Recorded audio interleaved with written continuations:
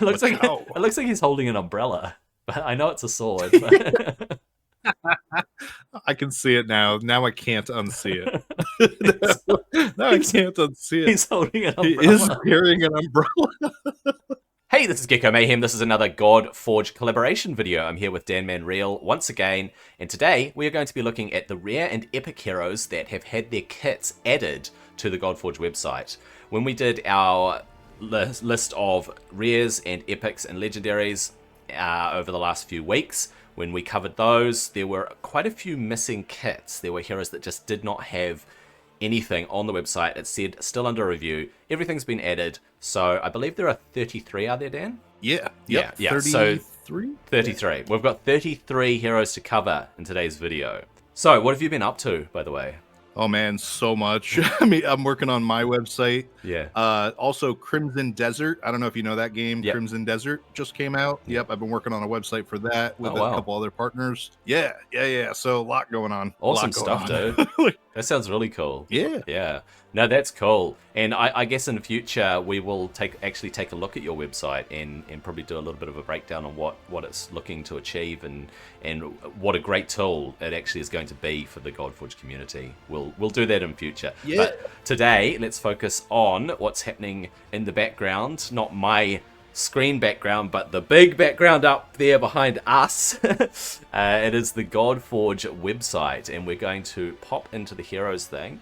And the first hero that we're going to cover today is in the Aru faction, and it is Nefertiti. She's the only one from this faction, this realm, that did not have a kit when we covered it. So if I start, we can just alternate. Is that cool? So I'll do Nefertiti, and you can do the next one on the list. So let's crack into it and take a look, and we'll try to cover this as fast but as smoothly as we can. Right, Nefertiti, Queen of Aten. She is a cunning disruptor, and she's Chaos Allegiance. Stats-wise, she's got pretty low speed. She's a rare. We don't expect a lot. Abilities. Her basic ability. Attack an enemy, multiplied by attack, with a chance to decrease the target's turn meter by 5%. Not bad. If the target's under speed down, decrease it by 10%. Even better. Core. Attack an enemy, multiplied by attack, with a chance to place Charm on the target for 2 turns. Charm, it's a common debuff in a lot of games, but it's so different in every game. Every game Charm is different. My mind immediately goes to like Pokemon, where you have Charm or something, and then you're in control of them or something. But Charm in Godforge takes the next attack for the enemy that placed this debuff. Duration reduced when triggered. So if someone attacks you, then the person with Charm on them gets hit by it instead. So it's like a deferral to the enemy team or the enemy player. Right. I'll try to remember that this time. We're looking at the ultimate here. The initiative stat. Sorry, the initiative stat is going to be renamed Faith, but it's still Divinity. I didn't hear that. Hear that. Yeah. So in the recent video, they're renaming Initiative as the stat that increases your Divinity. That's going to be renamed Faith, but it's still, as far as I know, today's video. I didn't watch today's video. Yeah, it was yesterday. Or yesterday's. Yeah. No spoilers. No spoiler. Yeah, you better watch that. It's a good watch. Yeah, it looked good. I started it. It's just I didn't have the time to sit down and watch the whole thing through. But great information in that video. Okay, so her ultimate only requires 900 Divinity. She attacks all enemies multiplied by attack with a chance to place speed down for 2 turns and decrease the turn meter by 10%. So you're getting this speed down onto them with her ultimate, plus the turn meter pushback, and then when she does her basic, it's even more turn meter pushback because of the speed down. That's actually really good synergy within herself. Passive, increase the accuracy of all allies by 20 for each hero matching this hero's realm. It's a realm-specific passive, which is limiting. That's fairly niche. And her imprint bonus is obviously half of that. She doesn't have a leader bonus. She looks pretty mediocre. Looking at this, it's basically a little bit of pushback, a little bit of speed down. That's about it. And Charm kind of comes in handy, but I don't see it as a serious debuff. Yeah, and you know what? It's like she has the accuracy as a passive, but her skills, her debuffs that she's applying already have a pretty high percentage chance to get applied. So it doesn't really seem like she needs that. Oh, it's okay. Yeah, lower tier for sure, I would say. Yeah, she seems like at least B tier, if not C tier, just from looking at it, just what she brings. All right, so moving on, we have Asgard coming up next, and we have Freki. Freki is an epic. So we have Freki the Epic. Love the animals. So this one's awesome. Cool model. Strength, Brawler, Chaos Allegiance. Going into his skills, the basic.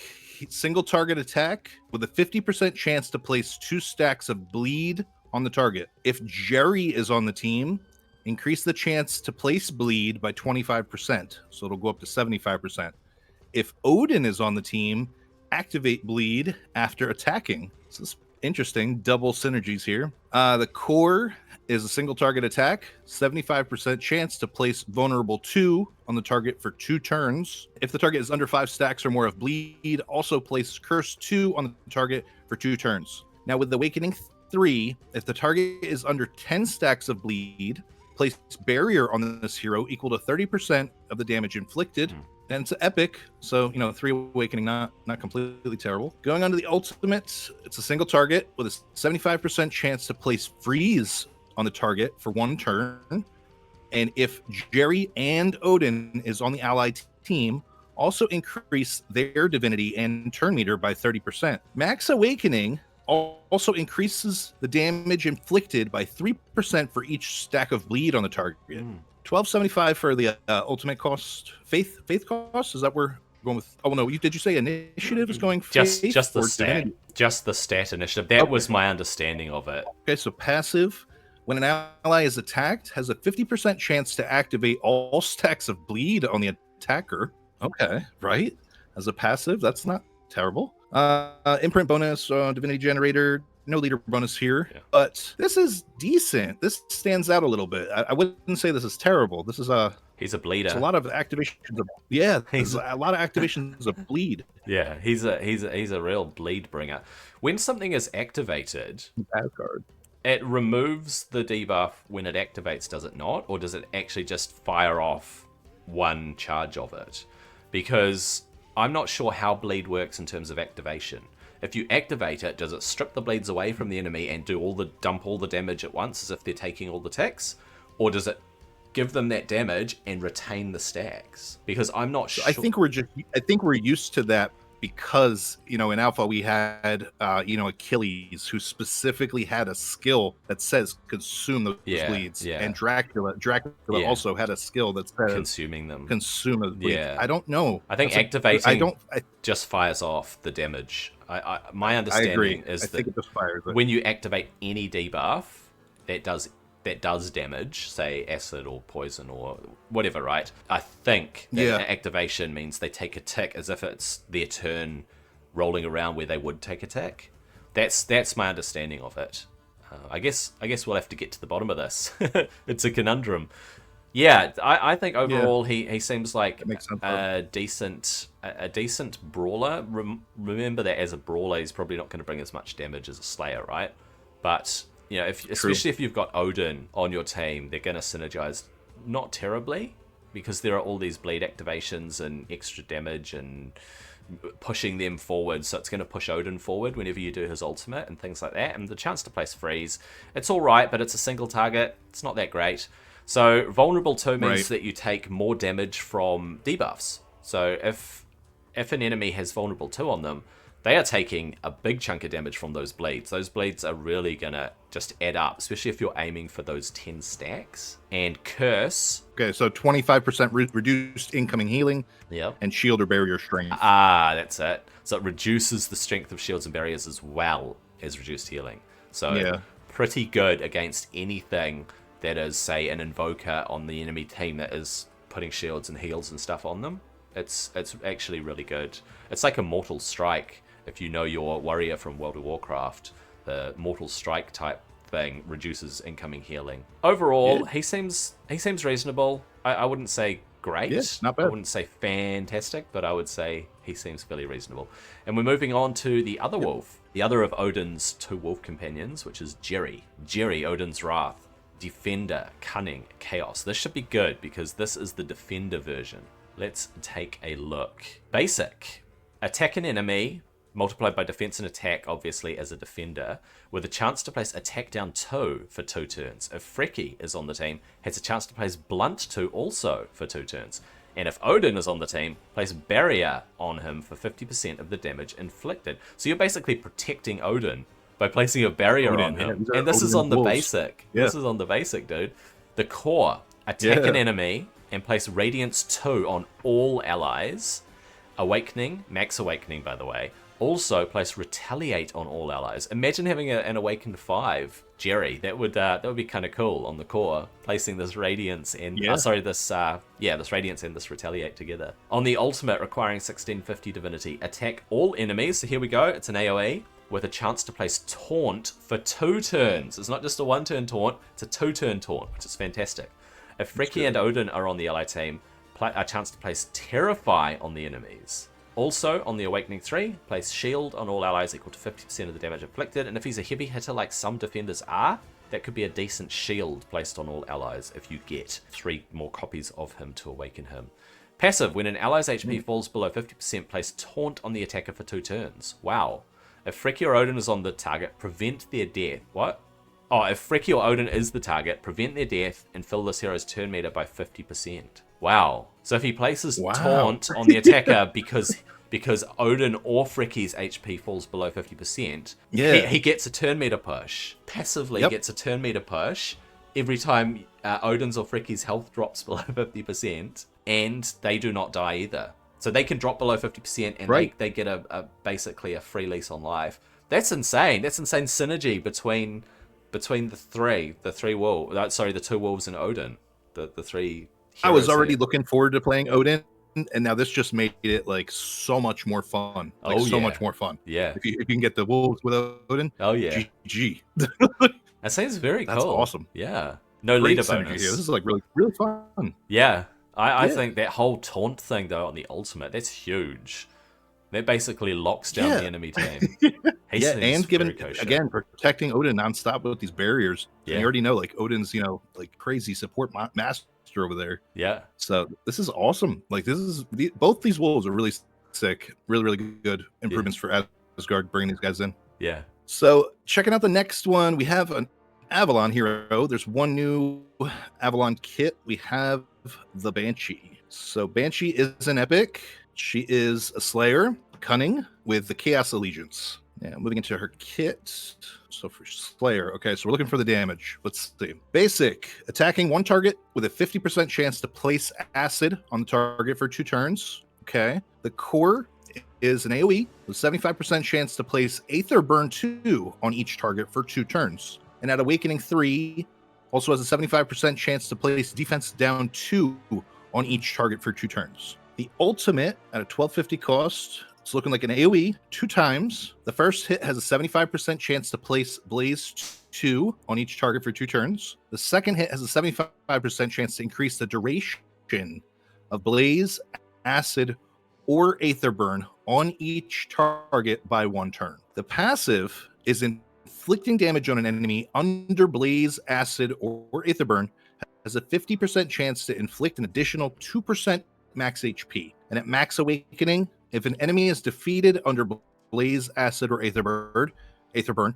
increase this hero's turn meter and divinity by 25%. No leader bonus. So she does have some AoE. She is a Slayer. Nothing major jumping out to me here. I mean, so she does have the defense down 2 when you get her max at level 3 awakening, but I'd say she's kind of middle of the road. How are you feeling about her? I feel the same. I'm not a big fan of Aether Burn or Blaze. Now, they're using Blaze a lot. It feels like Blaze is a huge debuff in terms of its spread between the different realms and the different heroes that we've got coming into the game. 206 heroes, by the way, by the time beta drops on 19th May. But I just don't feel like Blaze and Aether Burn are fantastic debuffs. Having a Slayer who places debuffs, I think it means that they're not going to do as much upfront raw damage because they're relying a lot on these debuffs landing. Now, don't get me wrong, Acid is great, and it's going to be really key in PvP especially, because Acid basically shatters your armor bonuses. That's a really cool feature that they've got in what Acid does. Plus the tick of Acid is just going to chip away at max HP. But Aether Burn, it'll depend what you're coming up against, right? So because Aether Burn limits divinity and it's basically going to reduce how often the enemies are going to take their ultimates. That's my understanding of what Ether Burn does. You're basically reducing how often they do their ultimates. Yeah, I mean, it's pretty niche, really, the use of Ether Burn. And then Blaze, I think Blaze is just a fire damage tick, isn't it? But then the synergy between having this debuff on doing extra damage and increasing the duration of it and placing other ones and inflict an additional max HP damage. Now, this passive is where she really shines, I think, overall. If you can build her to hit really hard, she's actually doing more damage, and against bosses, that's potentially going to be actually quite useful, doing this additional 2% max HP. That's true. Because the enemy, the boss, is going to have one of these debuffs on it. She's going to basically, by RNG, even if she doesn't have really high accuracy, unless the boss has really high resistance, she's going to be eventually placing some of these debuffs onto the boss and doing that extra max HP damage, which is a decent chunk of a boss's health, 2% max HP. So it's all right. I think she's okay, but like you said, middle of the road. She feels like a middle of the road hero because they're playing on these different debuffs. And for a Slayer, that's okay. It's just, it's not really my cup of tea. It depends on the content, though, really. It depends if there's going to be some content where you get an achievement or a bonus or something by placing Blaze or by placing Ether Burn. And so if you've got her, bring her for that particular content. But aside from that, I don't think she's one of the top Slayers. Yeah, agreed.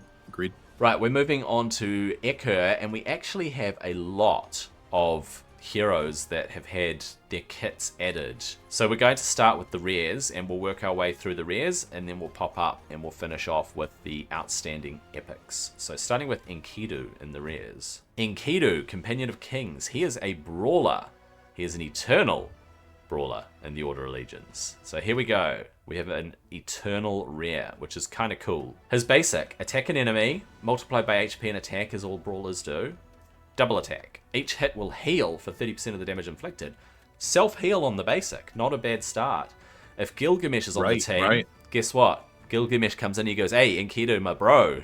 We're going to attack this foe together. Core. Attack an enemy and reduce the target's speed by 10. Stacking up to 4. So you can reduce the target's speed by 40. That could actually turn the tables. If the attack is a strong hit, will increase the damage inflicted by 20% of the target's attack. So against Slayers, you're going to do pretty decent damage. Awakening bonus we don't have yet. Ultimate. Attack 4 random enemies. Each hit has a chance to place blunt on the target for 2 turns. If the attack is a strong hit, it increases the rank of blunt to blunt 2. And his passive increases his chance to strong hit by 15%. When he damages with a strong hit, he gains 40 divinity. That's actually interesting because we've had a couple of heroes that we covered in the past that you wanted to build more strong hit on them. And Enkidu is another one of these heroes where you want to be building strong hit because you want to get that higher rank of blunt via his ultimate. If you're going to use him, if you're going to build him, if you have a place for him, you want to be getting up that higher level of blunt so that the enemy team is not doing as many strong hits against you. So reducing the damage overall on average. He seems fairly middle of the road, but he is a rare, and it could be interesting to reduce the speed of your enemy. I agree. Maybe middle of the road. He might even be a little bit higher up though, because the way I'm understanding this basic, right? So you get to hit 2 times. If you have Gilgamesh on your team, Gilgamesh is going to be joining both of those attacks, right? So that makes this basic really strong. On top of each hit will heal him. That basic is ridiculous. That basic is pretty nasty. Not only that, but he's a rare. So, you're going to be able to max him out like pretty, easier. Yeah. And, Gilgamesh is an epic. So that duo is pretty good. I'd say they're, we've seen a lot of the bad duos. These guys are good duos. I like this duo team here. This is solid. Could be fun. Early game, especially. Yeah. It could be fun in early game. Yeah. It could be, especially with the healing going off. He's just constantly healing himself by a bit and staying alive and reducing their speed. It could be fun in certain situations for sure. Definitely a fun duo. So next up, we're going to stick with the rares, right? So we have Nebuchadnezzar. Yes. Nebuchadnezzar, the defender, wisdom with the Order Allegiance. So getting into his kit, his basic is a single target attack, restores 5% of the ally's destroyed HP If an ally has no HP to restore, heal the ally for 10% of the damage inflicted instead. The core is another single target attack 2 times. Each hit has a 50% chance to place attack down 1 on the target for 2 turns. The ultimate is place Stalwart on allies for 2 turns, then place Protect 1 on all allies except this hero for 2 turns. Also place Barrier, scaling off the defense, on this hero. The passive is each time this hero receives damage from Protect, reduce the damage this hero receives by 1%, stacking up to 30 times. Okay, and at Max Awakening, at maximum stacks, all allies receive 10% reduced damage. So nothing too so you know what? He's a rare, so you got to set these standards a little lower. But again, he's easier to max out. He's a defender. I feel like there's so many good defenders. That's what I'm having a hard time judging on.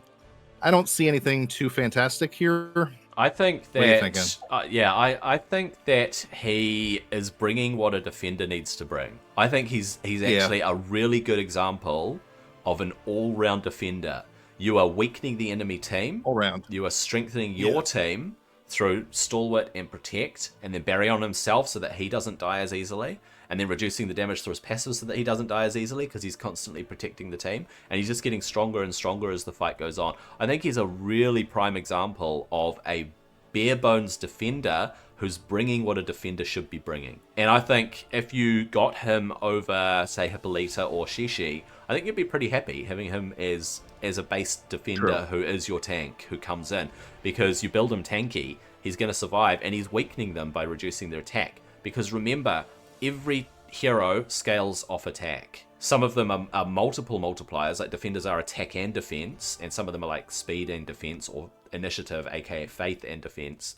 Faith and attack. It's all multiplied by attack, right? And to some degree, even brawlers are attack and HP. So if you're reducing attack from an enemy, they're not doing as much damage, and then everybody in the team's protected, and he's strengthening himself over time every time he's getting hit. So I think overall he seems like a solid all-round defender for your team. And he's restoring destroyed HP, and he's healing if he's not restoring HP, which is that little bit of extra sustain, which is on his basic. So yeah, very, very good example of an all-round defender who's doing their job. Seems very balanced. Yeah, very, very balanced. Yeah, Sargon. He's our third and final rare from the Eker realm here. Sargon the Wise. He is another defender with a massive mace. Look at that bobbly mace that he's carrying. I was going to say, look at that weapon. Dude, you don't want to get hit in the face with that. It would rip your face off, basically. Okay, basic. Right. His abilities are half under review. So his... that's the awakening bonus. I was looking at it and going, why is that under review? But we don't really care too much about awakenings because it'll be quite a while before, even with the rares, anyone gets the awakenings. His basic: attack an enemy, defense and attack. A random ally will join in. Not bad. Core: attack an enemy with a chance to place attack down 2. From a rare, that is great. Attack down 2, but it's only 1 enemy. So you're picking and choosing, but you're basically really seriously weakening your target. And then on his ultimate, he places a shield on all allies, then places radiance on each ally. If an ally is from Eker, they receive radiance 2 instead of radiance 1. And the passive is this hero's chance of receiving a weak hit is increased by 20%, which is actually really cool. Being able to receive a weak hit, it's more than just, hey, the enemy's not going to do a strong hit. They're actually going to do more weak hits, which is pathetic damage, and combined with that attack down 2, you're basically going to turn their Slayer into mush, right? They're going to be hitting like a wet noodle against you. I don't think he seems as strong as Nebuchadnezzar because it's not as all-round, but the fact that he's placing a shield could be good because shields are always good, and then Radiance is good. I can't remember what Radiance even does. I know it's people talk about it. They receive damage when they attack you, I think, is it? Reduced damage received by 10% and reflects the reduced damage back to the attacker. That's right, yeah. So you're reducing the damage by a little bit, but it's like they're hitting thorns or some sort of cloak of fire, or all of those skills where you do damage when you attack your target, but it's also protecting from that damage, so which is cool synergy. So Radiance is actually a very cool buff. Got any thoughts on this guy? Yeah, I think you nailed it. I think, he's not as good as Nebuchadnezzar. I'd prefer Nebuchadnezzar, but there might be scenarios where this ultimate is, really needed too. I think, especially with if an ally is from a Kerr, so if you have more Kerr units, he's going to fit in maybe better than Nebuchadnezzar would. Yeah. But yeah, especially with that weak hit, it's more targeted. Not terrible, just not middle of the road, maybe a little lower. That's how I'd kind of gauge it. Yeah. But all right, we are moving on to the epics. We have, who's our first one up? Nanaya. Nanaya? I don't know. I assume it's Nanaya, but it could be Nanaya. I don't know. I don't speak Eka. I think we're both saying the same thing. We're close. Love her model. I think that's awesome. Yeah. Nanaya. So Disruptor, Wisdom, Order Allegiance. Let's see her basic here. We have a single target and decrease 5% of the target's divinity. Increase a further 5% for each debuff on the target. So she's taking away that divinity, keeping their ultimate stunned. Awakening bonus, steal divinity instead of decreasing divinity. That's pretty so max cool. awakening, she's like, yeah, I like that. Increasing her ultimate speed. Although, just to skim ahead, she has a 2,000 cost. Oh, yeah. We'll get to her ultimate in a second, but 2,000 costs. All right, we'll get there. That core is a single target attack. So it's basing it on attack and then attack per accuracy and swap divinity with the target. What? That's interesting. And swap the divinity with the target. Also has an 80% chance to place initiative down 2 on the target for 2 turns. If this hero's ultimate ability is available after attacking, gain an extra turn. Interesting. Okay, right? Now here we go. Let's take a look at this ultimate. Why does it cost 2,000? I see some confuse. Attack all enemies. So we got an AoE with a 50% chance to place Confuse on each enemy for 1 turn. If a target is under Confuse after attacking, decrease the target's divinity by 20%. So I can see why this is costing so much. Confuse is a pretty strong debuff. Yeah. And then she's just the master right now of just stripping divinity, stalling these ultimates. And this is an AoE. So she's got team control of ultimate control. It's pretty decent. But looking at the passive, when an enemy casts an ultimate ability, again, this is passive. When an enemy casts an ultimate ability, decrease the divinity of all other enemies, but by 15%. This is passive. And the awakening. And at Awakening 3, also increase all other enemies' divinity cost by 5%, stacking up to 4 times. Yeah, they're not So going to up get to their 20%. ultimates. They're not going to get their ultimates. Oh, she is just designed to be like, no ultimates. Yeah, she's an arena. She's an arena hero. I would call her an arena hero because if you look at her leader bonus, it's 40 accuracy in arena battles. And when you think about it, she is all about locking down the team. If she gets her ultimate and you sit on that ultimate and you do the core, you only want to do the core when you want to swap the divinity, right? So if the team somehow has a character who has high divinity regardless, if you're trying to chip away at their divinity and keep it down, if it happens to get up because they're a very strong team, you can just steal it and do a swap and go, nah, I'm taking my ultimate before you, and I'm just going to push it all back, and I'm going to confuse you and stop you from taking turns anyway, and I'm just going to decrease your divinity as well. So she does not want them taking their ultimates. No, she does not. She seems fun. She seems like she's going to be a lot of fun. You're going to make some good plays with her there. Yeah. This initiative down 2 as well on the core, where it's, I'm taking your divinity, and I'm also reducing your initiative, changing to faith, as we know. I'm also reducing that majorly, so you're not gonna get to your ultimate, mate, and then my team's gonna wipe you out. So super interesting. I find this very interesting. Big time. Okay, we're getting on to Ninsun, Mistress of Dreams. She is a wisdom invoker in the Order Allegiance. So here we go. She has decent speed, as most invokers do, because you want to get that healing out as often as possible. Basic, attack an enemy, then heal all allies equal to 10% of their max HP.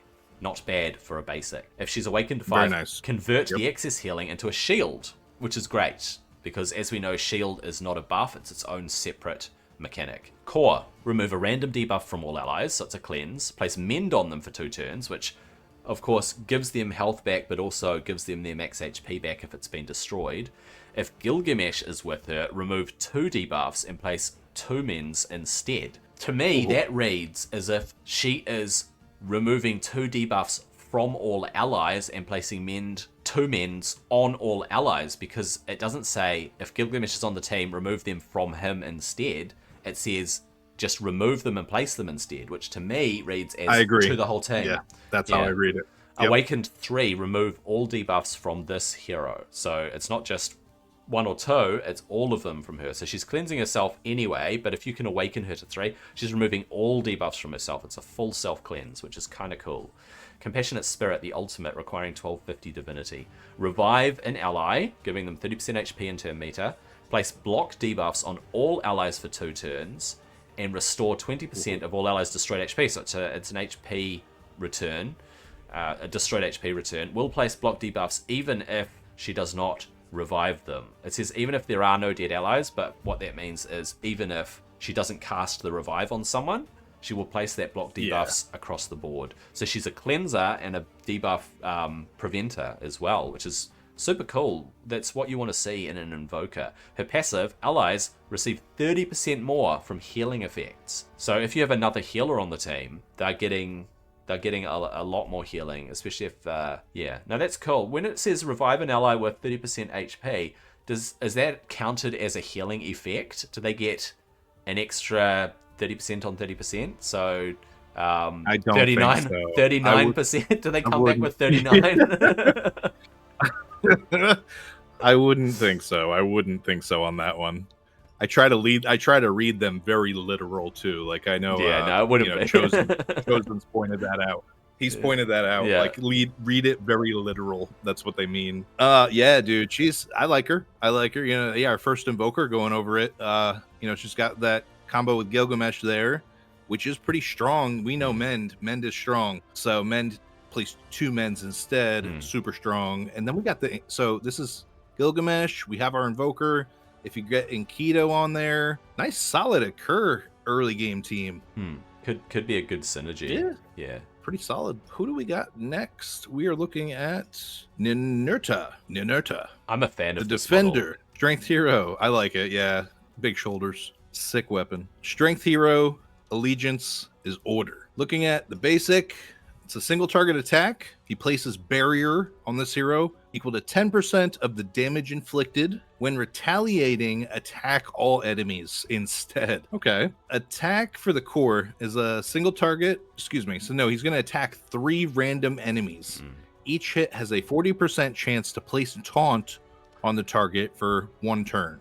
Okay. So he's got 40% on each hero. And we're looking at a review for the awakening bonus there. The ultimate is an AoE, and he places Aether Burn on each target for 2 turns. If the target is a boss, place attack down 2 instead. That's good. Again, another awakening with review. And the passive has a 20% chance to redirect an enemy's attack from an ally to this hero and increase this hero's turn meter by 20%. The chance increases by 10% against enemies under Aether Burn. He does have a leader bonus. It's 50 resistance in arena battles, but I don't know how to really read this one. I think he's good. I think he's definitely good.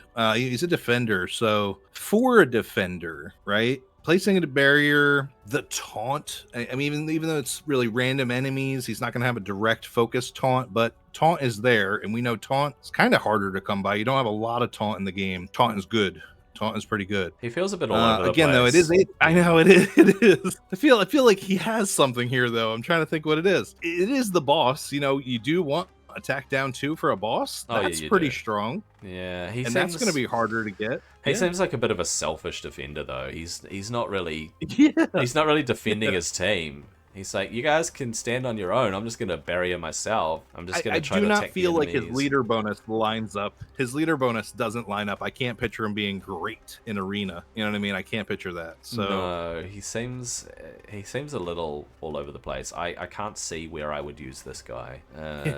Yeah. Aether I burn on feel the like he target. might bring something to the table. Yeah, Aether Burn really throws me off. I agree. Yeah, and the whole if he retaliates, but then he's gonna have to get retaliate from somewhere. Otherwise, he's not Right. doing an AOE on his basic, and he's just attacking and getting a barrier up. He's trying to stay alive and could place taunt, could not, and we don't know how it's gonna go on. And then, I mean, 10% increased chance against enemies under Aether Burn for his passive. It's very very niche, very situational. That pass, I feel like the passive is where maybe he could have been really strong, but it's too low. It's a 20% chance. Yeah, he comes across as I don't know, as a rare, but he's he's like he's like a rare in Epic's clothing kind of thing. He doesn't seem terribly great. I don't think I'd be happy if I got this dude. I don't think I would be either. And now that I'm thinking about it, because he's a defender, so we have so many other big options. Like, yeah,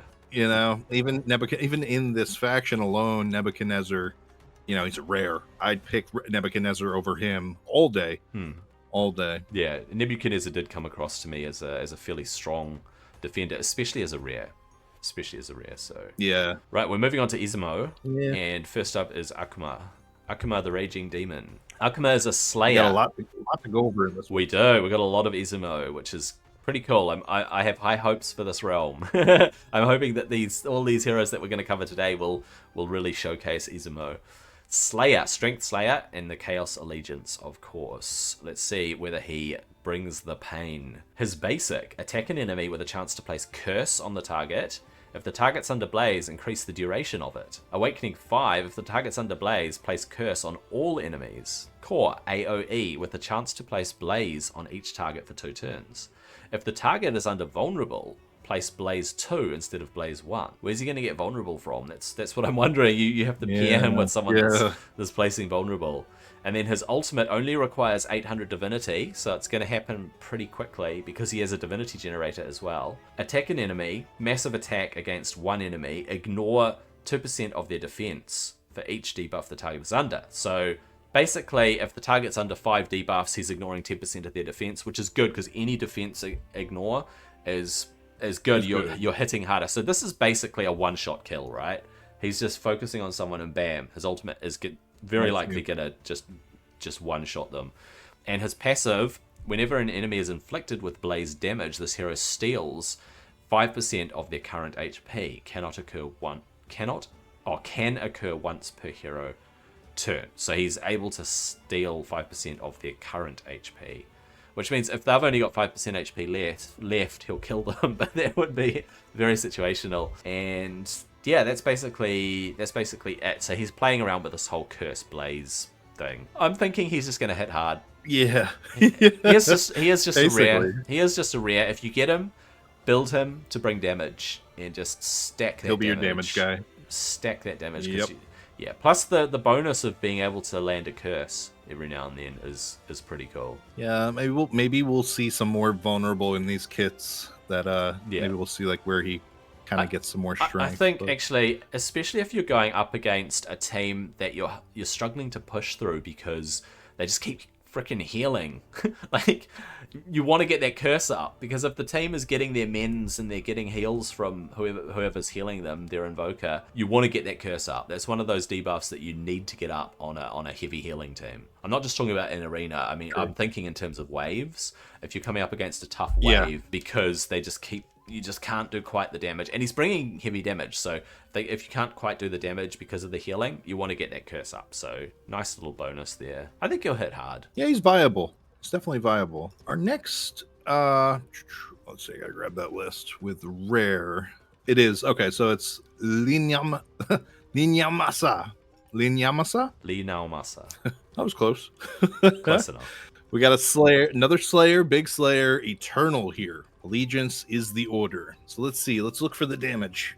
We have his basic attack. Single target with a 20% additional chance to critical hit, then decrease the target's turn meter by 10%. If the target is below 50% HP, decrease the target's turn meter by 20% instead. Now, I like this Awakening. Steal the turn meter instead. So that'll kind of give him a little ramp if you can get him maxed out. And he's a rare, so Doable, not impossible. Core is an AoE with a 20% additional chance to critical hit. If there are more than 4 enemies alive, repeat the attack. Ooh. Yeah, that's actually pretty nice with 20% additional chance to critical hit. Ultimate is looking like a single target, then an AoE with a 20% additional chance to critical hit. If the initial target is defeated, the second hit will ignore 15% of the target's defense and place Banish on the target for 1 turn. So that's on all enemies, correct? Is that how I'm reading that? That second hit will ignore 15% of the target's defense and place Banish. It says on the target, but you're attacking an AoE on the second hit. That doesn't read quite right. Because if they're that's defeated, how I understand it. Yeah, if they're defeated, you don't need to ignore defense because they've been defeated. But you want to place Banish on something that's defeated. Well, because read that next part. It says the second hit. It means the target's plural, so they've put the apostrophe in the wrong place. Yes. Yeah, I think that's right. Yeah, so you're right. The second hit that AoE hit is going to ignore 15%. That's if you go in and... That's awesome. Keep going. That's if you kill the first guy. Right, that's a nice nuke. Yeah, that's a clean nuke. And Banish is pretty... I need a quick reminder on Banish. Cannot be revived. That's what I thought. Yeah, was double checking if they had something else. Cannot be revived, and attempts to revive will reduce it by 1 stack. Gotcha. Yeah, that's solid. That's pretty good. Nice nuke there so far out of all of them. And he's a rare, right? Yes. Yeah, this guy's rare. Yeah, passive, increase the damage this hero inflicts by 5% for each living enemy. So more enemies, you're looking at maybe 20% right off the bat with a full team, 25%. 20% attack in all battles as a leader bonus. So yeah, man, Slayer, he's got the damage and he's got a lot of big little mechanics here between critical strike and everything kind of going off. He is a rare, so you'll be able to really max him out. You get to steal turn meter if you have him maxed out on the basic. He's decent. I have high hopes for Izumo now. This dude seems pretty awesome. He's gonna smack. I can't believe how much damage he's going to be bringing. He's going to be easier to build because you only need to build him for 80% crit, which makes it easier to build him to full crit, which means you can put more into his attack stat and more into his speed stat, maybe something else, maybe crit damage stat if possible. I think he's gonna smack. And the fact that he's decreasing their turn meter, he's coming in for an AoE, he's going to do a double AoE on the core because the first hit, they're probably going to still be alive. If he gets his ultimate, he's going in and he's probably one-shotting one, and then he's doing that ignores 15%. It's huge. He's got an Epic's kit on a rare. He does. It's very good. It's very good. I think he's going to be... That's a great way to put it. Yeah, I think he's going to be one of the top... rare slayers. Yeah, for sure. Lee Naomasa, yeah. Okay, we're moving on to Onryo. That's a difficult one to say, Onryo.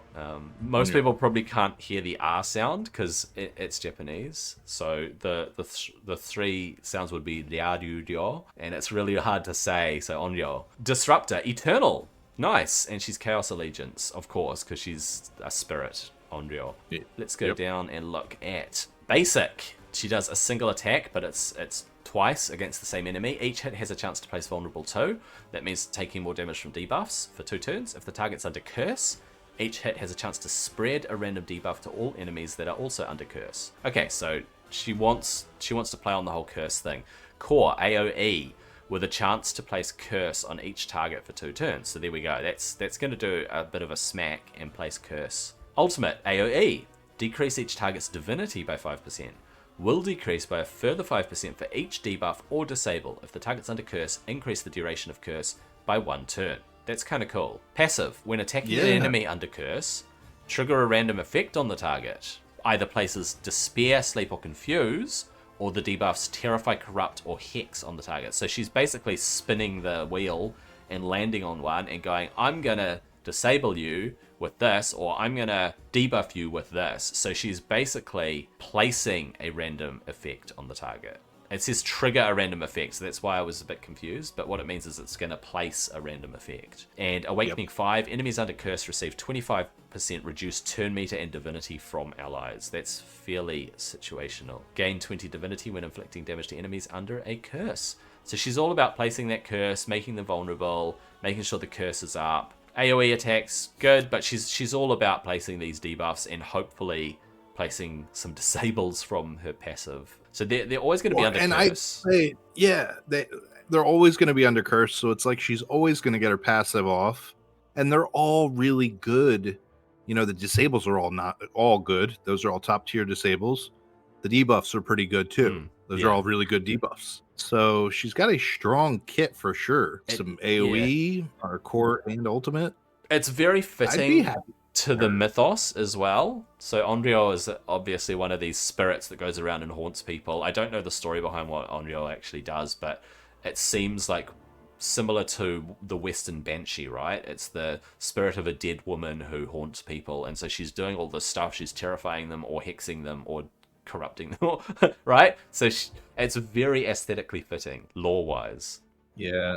I feel like she's going to be a monster to play against, like having her against her. Annoying. Yeah. Annoying.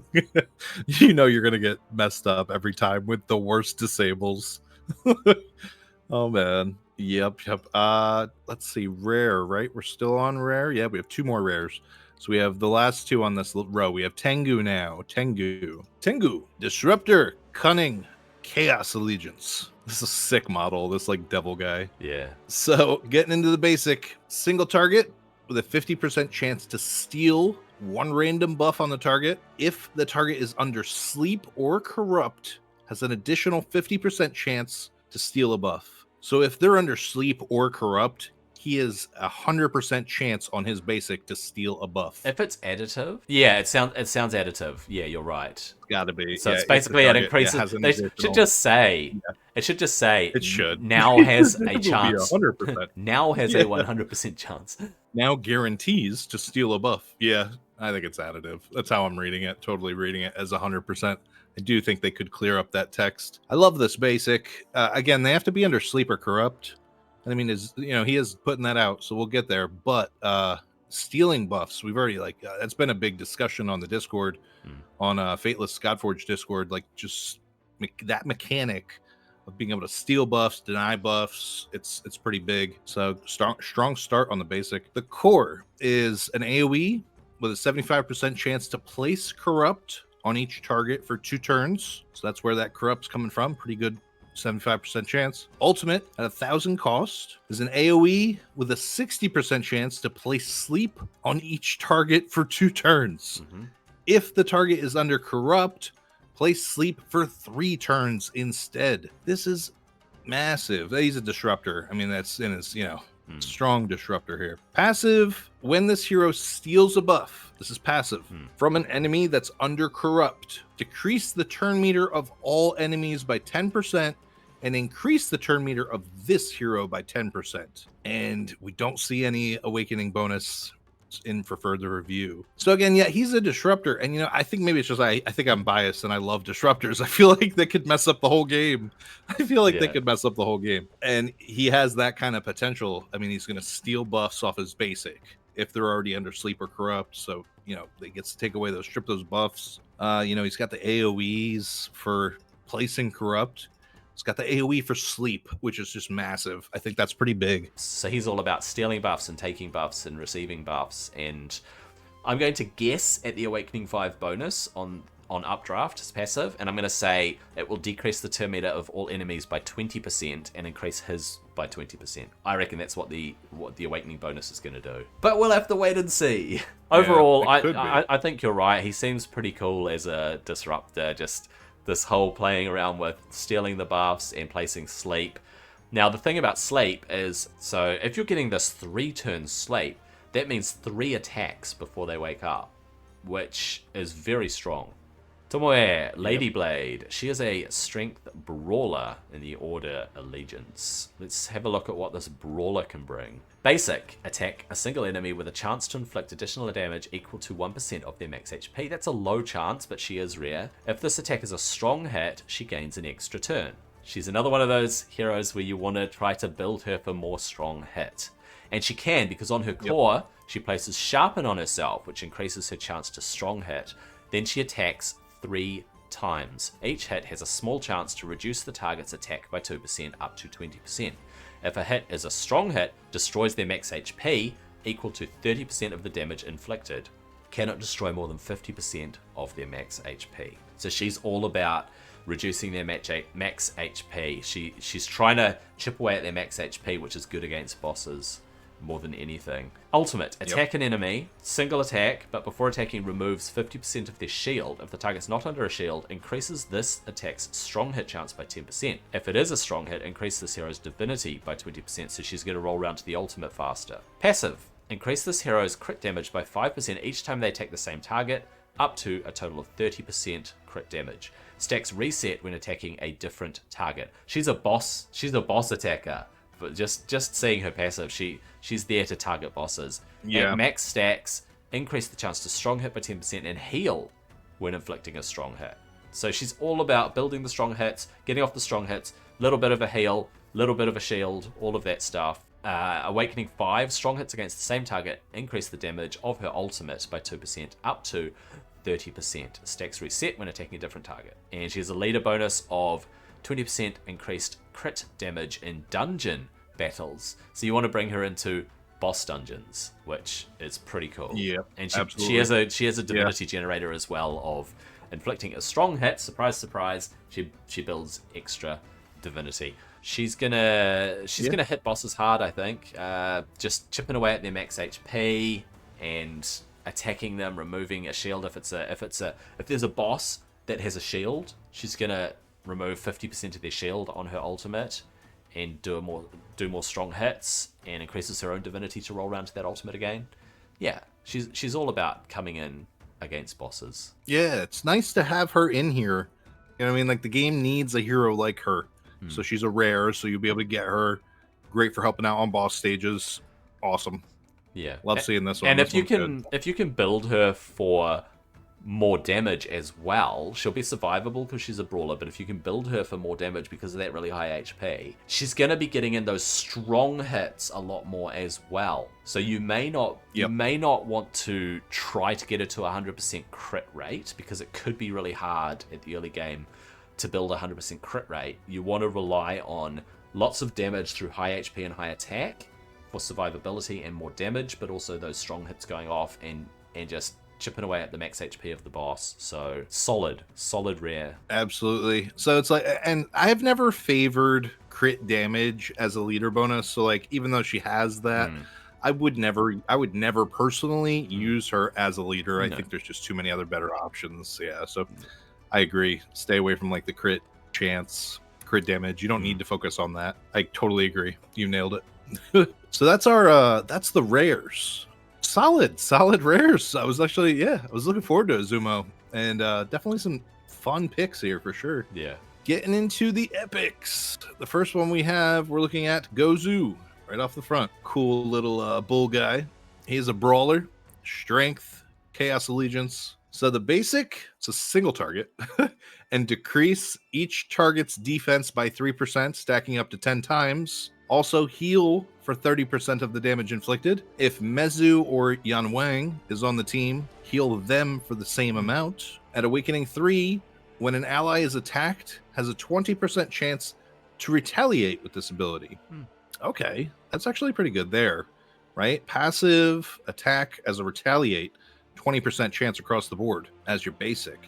So there is a bit of a typo there, though, because it says and decrease each target's defense. That's what was throwing me off by 3%. So it's just the target and decrease unless that's meant to be an AoE. I don't think it would be. I mean, he's a brawler. I don't think it is either. Now that I'm reading it, I don't think it is either. Although that's not true though. With saying he's a brawler, we have. I know we do have some. Yeah. Hercules. but yes, that's the first one that popped in my mind. But I think you're right. I don't think that's meant to be an AoE. If it is, Fateless, if it is, that's pretty good. but I think you're right. I don't think it is. But yeah, decreases each target's defense by 3%. So decrease that target's defense by 3%. Jumping into the core, this is an AoE, and before attacking, he has a 75% chance to place Hex 2 on each target for 2 turns. If Mezu is on the team, he joins the attack using his core ability.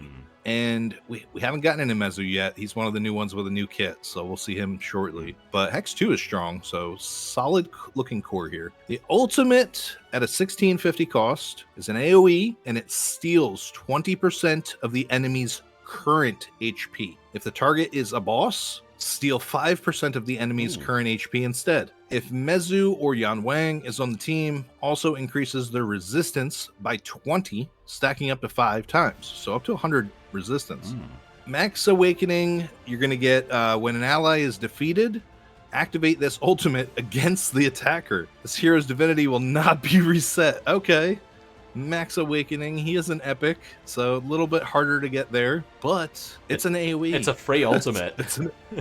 It's a free ultimate AoE that's going to be dealing, max percentage or current percentage damage of the HP. Pretty strong, and you're going to keep stacking that Mezu or Yan Wang if you got him on your team. Strong. Is it supposed to be a single attack? Because it says steal 20% of the enemy's current HP. See? Yeah, right? Like, wait a minute. Maybe it's supposed to be around the other way. I think I was right. I think the basic might be an AoE, and the ultimate be a single target. That does make way more sense. If the especially target how it's written is a boss, yeah. If the target is a boss, I think you're right. I think we got there. I think it is supposed to be an AoE on the basic. All right. Which makes it that much stronger. That's awesome. So let's wrap it up. The passive: when an enemy under Hex is defeated, increase the HP of all allies by 8%, up to 24% HP increase. The stat gains carry over waves. Yep. That is a sick passive. That's a sick passive. You do have the core, which is dropping the Hex. Maybe there's some other Hex, in your kit and in your team comp that you're going to have. But a 24% boost, that's up to 3 times, carries over waves. So you're going to, if you can kill that enemy with the Hex, you get that extra 24% across your team carrying over on waves. This is strong. He seems like a bit of a fun little brawler. Well, I say little, but he looks like a massive bull dude. He looks like a bit of a bulldozer. So the kicker is he's an epic, and you really need to get him awakened to see that max potential. It's like he's strong even without those awakenings, but I think to me that's what's jumping out as once he's max awakened. Oh yeah. Boom. Then he's really strong. Yeah. Yeah. You do want to awaken him, I think, to bring that extra oomph. He's the bull. Gozu. Moving on to Hattori Hanzo. I knew he was going to be a slayer. Here we go. Hattori Hanzo, second Hanzo. He is a strength slayer, chaos allegiance. Looks like a ninja. He is ninja. Yeah. All right. Basic. Single attack. 3 times. Bam, bam, bam. Each hit will increase the damage of the subsequent hit by 10%. If he's under Vanish, remove Vanish and attack 1 additional time. So you want to get that Vanish up, and then you're going to attack 4 times, and each hit is going to hit harder and harder, and by the 4th one, it's 40% more. Good gracious me. Core. Attack 4 enemies at random with a chance to place acid on each target for 2 turns. If this hero is under Vanish, remove the Vanish and inflict an additional 2% enemy max HP. Good, decent. It's nice to see that. Yep. Ultimate, costing 1550. This is where he puts Vanish on himself for 2 turns, then he attacks an enemy and inflicts increased damage up to 60% of the target's missing HP. Okay, that's kind of hard to picture, because however much the target is missing in terms of HP, it can be up to that amount. So if the target's on low health, he's obviously going to kill them, but it's increased damage, so that's not bad. If the attack is a strong hit, refunds 20% of his divinity. If he's awakened, he starts with maximum divinity at the start of the battle. Wait, what? Ooh. That's pretty crazy. Oh, he needs that. He really needs that, placing that Vanish right off the bat using ultimate. Oh, that's super cool. Passive. When this hero gains Vanish, their next attack will ignore 20% of the target's defense and will be a guaranteed strong hit. If he's awakened 5 at the end of this turn, he places Vanish on himself. There we go. There it is. Every time he takes a turn, he places Vanish on himself with the awakened 5. You need to awaken him. He does have a leader bonus, and it is speed in arena. Oh, baby. Speed in arena. and he comes in and he just attacks. And nasty. You need nasty, to awaken hit. 3 him, so he's got the vanish off the bat. He takes his turn after you've buffed him and you've pushed him forward with your 2 other supporting team members, and then he goes in, bam, bam, bam, you're dead. Or uses his core, quadruple attack, and yeah, he seems like he's gonna just hit hard and comes in and does fun stuff, because I think he's gonna be fun in Arena to play around with if you can build him right. I just see him as being kind of fun. That's the key. That's unless you're syncing him up with someone else that's placing Vanish on your hero, he needs Awaken 3 minimum. Yeah. Like I'd say, without Awakening 3, I can't even see him as too viable. He's just too vulnerable of a Slayer. Yeah, he's not gonna, because he doesn't bring anything else other than a little bit of raw. I say little bit, but it is multi-hit. He's definitely a PvP champion, especially with the Acid debuff. He is, because Acid's going to be strong yes. in Arena, breaking their set 50% chance. Yeah, he needs Awakening 3. That's the big takeaway. If you can get him there, he's an epic. You can get him there, you got a strong ninja.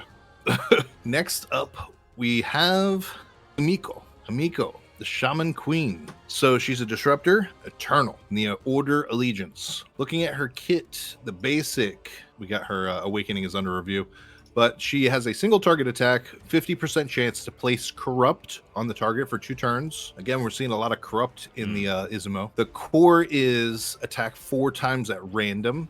Each hit has a 50% chance to place initiative down to 2 turns. If the target is hit, has a 50% chance to increase the duration of a random debuff on the target. The ultimate is attacking all enemies. She got an AoE with an 80% chance to place Confuse on each target for 1 turn. Massive. She's pretty much going to guarantee, 80% is pretty big. She'll book up to 100. Yeah, exactly. Yeah. If the target is under a disable, increase their divinity cost by 5% up, so it's up to 20%. And at max stacks, this is max awakening, she's going to decrease each target's divinity by 30% when she uses this ultimate. That's good. That's a strong play there. The passive is when an enemy receives a debuff, decrease their divinity by 10%. So we noticed that with Izumo. Is that their disruptors are just reducing ultimates. Now, I don't think she's like too fantastic until you get to this ultimate, and that ultimate really shines when you're max awakened. You're guaranteed to chunk that 30%, and if they have a debuff rather, you're going to chunk it another 10% from the passive, so big 40% chunk of the divinity loss there, and that scales times to up to 20, so increase their divinity cost. Yeah, like that's Izumo is very big right here with the corrupt and ultimate control, and she feeds right into that. She's an epic. I don't know, I feel like, and so she does have accuracy in arena battles. I think she's got a lot that she brings to the kits. She's definitely an arena. She's definitely an arena hero as well when you look at it, because you're placing a really good disable with her ultimate. She's going to confuse them for a turn where they're not going to get a turn, and they're actually going to go and attack each other. And then it increases their divinity cost. So once again, like you said, trying to push back their ultimates, stop them from taking their ultimates. When an enemy receives a debuff, that's from anyone. So you may have other debuffs. You may have someone else in your team. True. That is placing massive debuffs like Hex plus Curse plus Acid. And then she's placing her initiative down, and that's all these debuffs. And it's just saying, I'm just knocking your divinity down constantly because of all these debuffs. So I didn't even think of that. Yeah, the enemy team's gonna. So that makes that passive way stronger. It does. It makes that passive. The enemy team's gonna struggle, dude, to get off their ultimates. So you pair her. Who was the one that was really pushing their ultimates down? I can't remember who it was, but one of the ones we covered, they were really just saying, "You're not taking an ultimate." And if I think it was Tengu, right? Tengu. It was he steals the buffs. Yeah, forget what Tengu's does. We'd have to go back.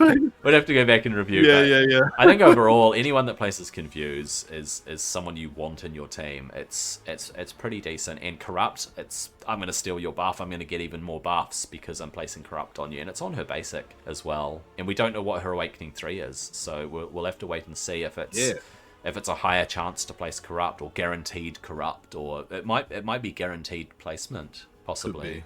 Or it might increase it to 3 turns instead of 2, or 3 stacks. So True. And initiative down as True. well, which, I mean, it pairs really well with the whole increased divinity cost and decreasing their divinity. So she's once again one of these heroes that's saying, you're not taking your ultimate, I'm preventing you from taking the ultimate, and I'm making sure that, that these debuffs are just increased in duration, and I'm stealing your, or not stealing your buffs, but I'm taking your buffs instead of you. Yeah, I think she seems pretty good. Upper mid, I think, overall. I agree. Yeah, that passive, I didn't read it correctly that first time around, and then after you pointed that out, like that was a big change for me. I thought her ultimate was the big thing, but I think it's the both, the passive and the ultimate here. Plus, depending on the team strong. that you build, if you're using that leader bonus of plus 40 accuracy, then everybody's going to be placing their debuffs, because you've got that increased accuracy across the board. So she's just going to stop them from getting their ultimates. True. Okay, we're looking at Inari. Inari, Kitsune Trickster. Cool. Has she got the Nine Tails behind her? She does. She's got fox ears. So she does. She's the Nine Tails Kitsune. Look at the size of her freaking katana. Oh my gosh, that thing's twice her height. It's massive. This is gonna be cool. And she's an invoker. She does not look like an invoker, but let's see what kind of team support she brings. She's a cunning invoker in the Chaos Allegiance. Let's have a look. 111 base speed, which is not terrible, but it's not as good as other invokers that we've seen. Nine-tailed slash, basic, AoE, places attack up 2 on the ally with the highest attack. Nice. You want to pair her with a Slayer. Has a 20% chance for this hero to gain an extra turn. That's random. She's gonna occasionally get an extra turn where your core's on cooldown, you go in for the basic, and oh hey, guess what? I'm one step closer to my core coming off cooldown again because I've got an extra turn. Core, place speed up 2 and initiative up 2 on all allies for 2 turns. That's what we want to see. Awakening 3 we don't know. Big. Ultimate costing 1550. Attack enemies 9 times at random. I like it. It goes along with the mythology. Yeah. Each hit triggers a random effect. Heal the lowest ally. Increase the divinity of the ally with the lowest divinity. Increase the turn meter of the ally with the lowest turn meter. So because it's 9 triggers, it's going to be bam, bam, bam, bam, bam. All of these, hey, I'm getting a heal or divinity pushed or turn meter pushed. All of your team is going to get their health up or their divinity or turn meter, just these little increments of increase across your team. You're just going to see the turn meters go up and the divinity meters go up. That's kind of cool. Each hit will grant the same effect to her at Awakening 5. You want to awaken her 5 because if she is giving herself the same effect that she's giving to her team, she's going to push her divinity faster, her turn meter faster. 9 little buffs. Oh yeah. Her passive, each time this hero uses her ultimate, 2 random allies will join in the attack. Love to see it. That is an awesome passive. And it's speed across all battles. Here we go. It's not just arena. It's speed across all battles. Right? That's what we want to see. Wow. Wait. So, wow. Yeah, dude. Her passive, right? Each time this hero uses their ultimate, 2 random allies will join this hero's attack. 2 random allies are attacking with her 9 times? I know. So they do their basic. So every time someone joins an attack, it's just them doing their basic unless it says they do their core. So no. I didn't mean anything about the core. I'm saying these 2 random allies are going to use their basics 9 times. No, they're not. So they're just going to do their basic attack. She does 9 attacks. That's her in attack. Her ultimate. Yeah. She does 9 attacks. No, you're right. Okay. Yeah. But they do their basic. Okay. This hero's attack. Yeah. When she goes in with her ultimate, the other ones are going to come in and do their basics against that target. It is what I was thinking at first. To be ridiculous. So it's the first one. It's the first one that she attacks, or it's one of those 9 random attacks. So I'm guessing it's the first one she attacks is the one they go in. So you don't get to choose. You don't get to choose who your allies are attacking with their basic attack. Right. So that's super random. I like the RNG of that, actually, in this case. Usually I don't like the randomness of stuff, but this is cool. I agree. She's a cool invoker, right? Yeah, invoker. So invoker. I mean, the speed up and initiative up for 2 turns. It's pretty big strong. right there. So strong. Her Plus, we're Awakening gonna get 3... some kind of Awakening 3. Let's guess what the Awakening 3 is. Maybe... I can't think of what it might be. Maybe they're protected buffs or something. Don't know. Let me play this by you too, because with her basic, I was wondering how would this work. So you have a 20% chance that you get an extra turn. Yeah. That could trigger multiple times. There is nothing about, lower chance, repetitive. Yeah, every time. We've seen with Zeus. Remember, it was a 20% chance, and I've chained 6 attacks, 8 attacks. I've seen some high chains. So 20%, it's, we'll see how that chains. Yeah. But the key thing I'm wondering here is with the attack up 2. So if you're chaining this basic, say that you get 3 attacks. I think that's rare. I think that'd be super rare to get 3 attacks, but say that you get 3 attacks. Are you getting attack up 2 on the same target, the same ally, because it would be the highest attack, so it would obviously be the same ally. Would he then have attack up 2 for 3 turns? It won't stack. It'll just refresh it. It won't stack, you don't think? Okay. I'm guessing it just refreshes it. So the key thing here with an extra turn is that it reduces the cooldown of her core because you're getting your extra attack. So if you get lucky and you get 2 extra attacks, her core's just going closer to being off cooldown. So that's very cool. But seeing it proc more than twice is going to be very, very rare. I mean, 20%. Come on, it's a 1 in 5 roll of the dice. So, but I like it. I really like how she's looking in terms of a support. Me too. Yeah, they did justice enough for this foxy lady. All right, on to Gozu's buddy. Awesome. Yep, we have Mezu, the horse face. Look at that trident. He's got a sick character model. That model is awesome. Defender, Eternal, Chaos Allegiance. High hopes here. Let's say high hopes. Especially with that synergy pair that he has. Yeah. So, right off the bat, AoE for his basic, 50% chance to place Curse 2 on each target for 2 turns. That's strong. At level 3 Awakening, when an ally is attacked, has a 20% chance to retaliate with this ability. It's the same as Mezu. Boom. Yeah. Same, yeah. Oh, sorry, Solid same as kits. Gozu. Yeah. Gozu, yeah. The core, single target, 3 times. And before attacking, he has a 50% chance to place Drain 2 on the target for 2 turns. If Gozu is on the team, he joins in the attack with his core ability. Yeah, it's the same. So they both go together. So they both do their cores. Is that what it was? That's what I was just trying to think. What his other core ability He goes was. in, yeah. So Mezu comes in with his core ability. Yeah. Oh, that's nasty. These guys are awesome. The ultimate attack, single target, 4 times at random. Each hit has an 80% chance to place taunt on the target for 2 turns and decrease the target's attack by 3% up to 30% total. If Gozu or Yan Wang is on the team, each hit also increases their accuracy by 10, stacking up to 10 times, so up to 100% accuracy. Now, maxed Awakening on this epic hero. When an ally is defeated, activate this ultimate against the attacker. There we go. This hero's divinity will not be reset. It's just so gross. This is this got strong. Like this combo synergy between these two, Gozu and Mezu. Yeah. Very, very strong. I was looking forward to seeing what this was, and this is good. It's super cool. I like seeing the duo combos. It just makes it more exciting to pull these heroes, to be able to pull your combos. Passive: when an enemy under Drain is defeated, increase the defense of all allies up to 24%. So wasn't the passive for the HP, right, on Gozu, I think? Yeah. It was, I think it was. Yeah, it was defeat under Hex.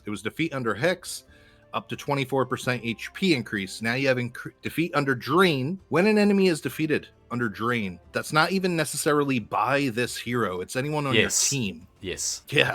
You want to get that Drain up. Increase the defense of all your team's defense up to 24%. That's massive. The stat gains carryover over waves. Yeah, dude. Sick Izumo duo combo here with Gozu and Mezu. I'm really happy with this. Like I said, I love looking forward to these kind of comps and duos and stuff. So could be fun. I'm pretty happy with it. Could be fun to pair strong hero. The only downside here is that he's not a great standalone defender. He's not bringing any sort of shield or ally protect or stalwart or radiance or barrier. He's all these massive buffs that you expect from a defender. He's not bringing them for his team. He's just controlling the other team. through his taunt. I agree. And he's putting Drain up. Now, okay, Drain is good because you're getting a little bit of healing every time you attack that target. So he's placing that Drain, and he's placing Curse so that they're not getting healed as often, and they're taking extra damage. But aside from that, he's not bringing a whole lot. I think the taunt is the thing that you're aiming for. So you want him to be Awakened 5, which would be crazy to get a Mezu to Awaken 5, but getting that free ultimate would be pretty cool. That's a lot of control. Agreed. Whale's dream over here. Okay, last one is Ryujin. Ryujin is a defender in the Eternal Affinity, which is very cool. This is one I've been looking forward to looking at, because I've heard that he's very strong, and I can just imagine what a strong defender he's going to be. Basic. AoE on his basic. There we go. Starts off strong. AoE on his basic with a chance to place attack down 2 on each target. I'm guessing this will book up to 60%, maybe 60%, maybe 75%, maybe 80%. We don't know. It'll book up. It'll definitely book up. So on the AoE, you're going to get attack down 2 on at least a couple of those targets. His core places ward on himself for 2 turns. That is protect against all damage, basically. And protect 2 on all allies except himself. Very strong core. Protect 2, you're protecting them. Ward, he's not taking any damage. If it's awakened, he increases the duration of all buffs on allies by 1 turn. Very strong on the core if you're awakening him. Ultimate costing 1300 divinity. He has a really high 400 is a lot of initial divinity. AoE, decrease the rank of each debuff on all allies. Nice. And heal all allies. If an ally has no debuff, places a shield worth defense. They've forgotten to put the word shield in there. Yeah. I don't think it's going to be a barrier. I think it's going to be a shield, because shields normally go well with protect. I agree.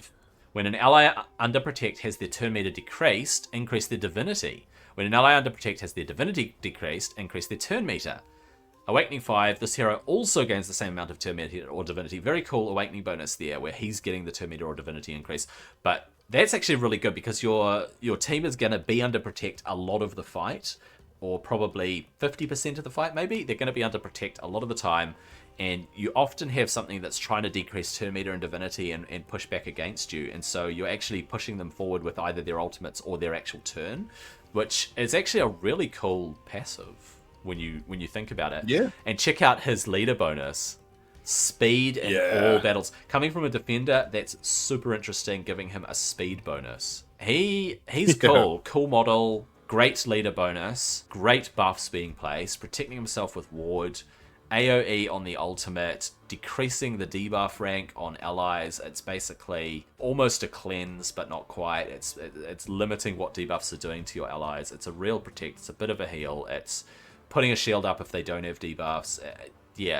All round solid hero. Yeah, I'm sitting here trying to think too if I'd use this imprint bonus, and I could see them maybe be in a position for it, but nothing. It's not as I was reading it the first way through. Yeah.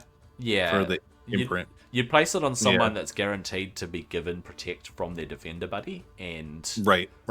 Basically, as a limitation on pushbacks of turn meter and divinity. It's basically a wild card where you're actually limiting how much the other team is able to push you back if you've got protect up. It's quite niche in terms of an imprint. Yeah, but as far as Izumo for the defenders, he's up there. So we only had 2. We had Mezu and we have Ryujin. Ryujin. So both of them, we're gonna see some use. Definitely, I'd be happy pulling him. I think it's going to be a nightmare trying to get him to Awakening 5 bonus. I don't think, you know what I mean? But but even just standard. So it's like, I take that into account too. It's like, do I need this Awakening for him to be useful? I don't think you do. Even the Awakening 3, it's nice to have that for the core, but it's not needed. So like, Awakening 1 right off the bat, like, I'd say no copies. He's still very viable. It's got some good use. Again, though, because it's ultimate. His ultimate covers the heal, the shield. He's got the protect. Solid defender. We have gotten through the Izumo. So now we are on to, we're going Olympus. We have 3 heroes. 2 of them are rares. We got Cyclops. I've been looking forward to seeing his kit. He's just been an interesting character. Cyclops mythology is pretty big. So, Cyclops. Brawler. strength, chaos hero. The basic is an AoE and a heal for 10% of the damage inflicted. Right off the bat, it's got some AoE, sustained. Core is another AoE, then decrease each target's attack and defense of each target by 3%, so up to 15%. All right, nice for an AoE. The ultimate is attacking a single target, then he's going to steal one random buff from the target and destroy 10% of the target's max HP. If the target is under a buff after attacking, also has an 80% chance to place resistance down on the target for 2 turns. And at max awakening, always place resistance down on the target. So again, he's a rare. Very possible to get that max awakening. I won't say very possible, but it's possible. That passive is before attacking. This hero will increase their attack by 5% of this hero's team combined attack, which could be massive. Like that's got some potential to it. He's a brawler, so you're bringing him in as a brawler. He's got some decent mechanics here. I'd say he's kind of middle of the road. Yeah, I think so. And he is a rare. He's just a rare, right? He's a rare. That's what it is, yeah. Cool aesthetic. I love the Cyclops model. He's this massive brute wielding a club, and he's got these scales on his arms, and he's ready to go, ready to bring the brawl, right? AoE on the on the basic is actually pretty good, especially since he's getting off that little heal. And then he's decreasing their attack and defense. You might notice that they doubled up there. It says each target's attack and defense of each target. But yeah, I felt like I was having a stroke reading that. Stacks up to 15% of reducing it. So I like it when heroes bring this. I am reducing your defense. I am reducing something that makes you strong. I am weakening you in some way, and that's actually not bad. It is. He is pretty mediocre in terms of what he's going to bring, but in certain situations, he might actually be helpful because you're destroying max HP. Guess what? If you don't have another hero that can destroy your target's max HP, you're going to have to bring this guy in to a particular fight where that's a requirement, or is really well valued. So certain fights you need to reduce the enemy's max HP, and he's gonna bring that. So could be. Yeah, when I said middle of the road, I feel like I meant more of like he feels very balanced, and that's more of what I meant. Like he feels very, very balanced. His kit, for a rare, very balanced. I mean, especially stealing this buff and placing resistance down. So that another way of weakening the enemy. He's there to fulfill a role. He brings utility, and that utility can be very helpful in some situations, but kind of a nice to have in most situations. After Cyclops, we are looking at Muse. We did not get to see what Muse was all about earlier. She is a wisdom invoker of Chaos Allegiance. Let's see what Muse brings to the table. Basic. Single attack, increase the turn meter of allies by only 5%. I mean, she is a rare, right? I wish that was 10%. If it were 10%, it would feel a bit stronger. Her core, revive an ally on her core. Wow. That means she doesn't rely on her ultimate to revive, like a lot of them. She's reviving on one of her base skills. Places initiative up on allies, which means their divinity increases for 2 turns, and increase their divinity by 200 as well. If she doesn't revive someone, she gains an extra turn. This is super cool. This is a way to give yourself an extra turn, but also take advantage of that, hey, I need to push the ultimates of my team a bit. I'm going to give them divinity, and I'm going to increase their initiative, becoming faith, as we've discussed. If she's Awakened 5, revives the ally with 40% divinity as well as 40% HP. So she's basically giving an ally an ultimate if she's Awakened 5. That's a cool core. That's actually, I haven't seen this before. No, that's strong. I like that. Her ultimate, only costing 1,000 divinity, places sharpen and attack up on all allies for 2 turns, increases the divinity of the ally with the lowest divinity by 30%. So she's all about increasing their divinity and pushing their ultimates. When an ally reaches full divinity, their next ultimate will refund their divinity cost. What a nice little passive to have.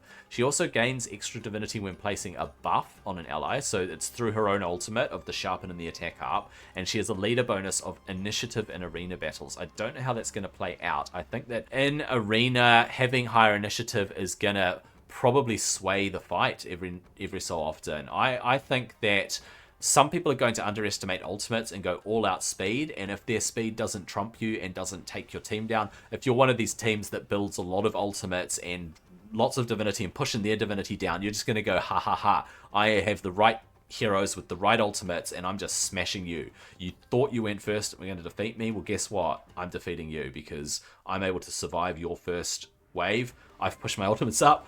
My guys are ready to go. Let's bring it to you. That could be the case in certain arena battles. I think for a rare, I looked at her basic and I went, little tiny turn meter push. She's not going to be good, is she? And then I looked at it and I went, she can freaking heal on her core. Oh, sorry, revive. Her core, revive on her core. Yeah, revive. Her core is everything, and I feel like that's maybe why they took away from her basic. It's maybe they were thinking her basic should have been something more. Yeah. But they really dumbed it down so that they could give that core the power. That's what it feels like. Dude, what it needs is not just a turn meter push on her basic, it needs a divinity increase on her basic as well. Yeah.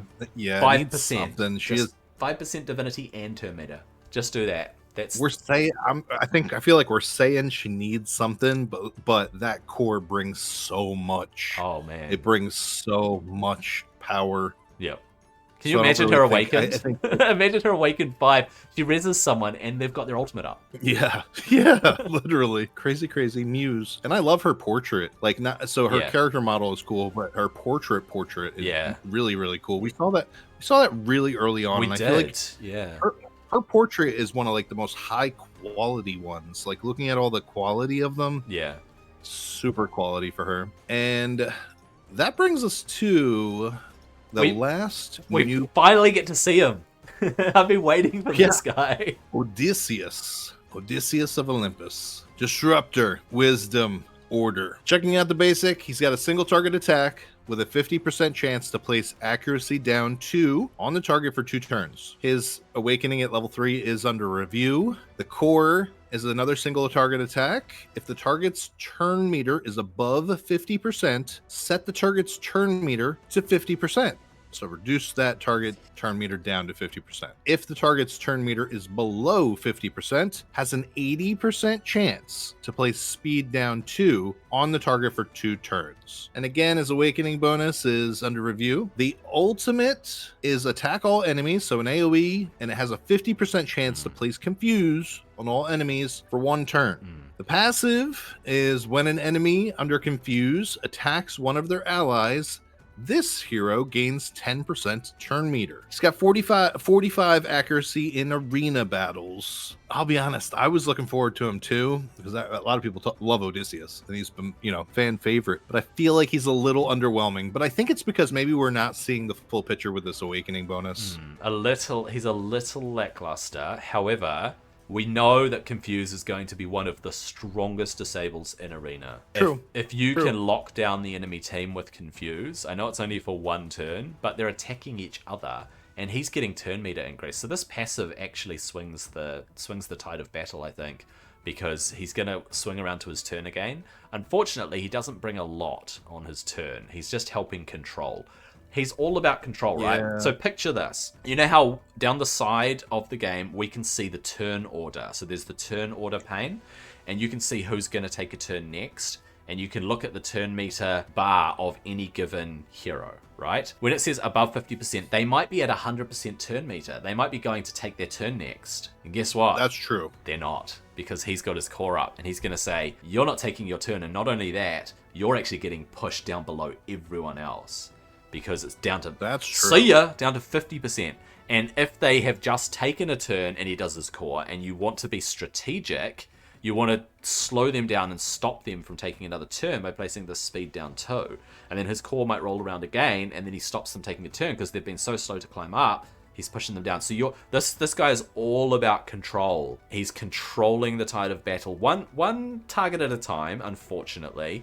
But the whole AoE confuse thing is going to give you a little bit of breathing room. So if you build him fast, and you build him with accuracy, and you build him with a high divinity leveling whatever, right? Able to get to his ultimate faster, then he's going to get this confuse out, and he's going to get his turn meter pushed again to do this core to reduce their turn meter. It's all a balanced scale of being able to control the tide of battle through turn meter manipulation. That's basically what he brings. Plus the accuracy down too. I mean, that's useful. They're not going to land their stuff.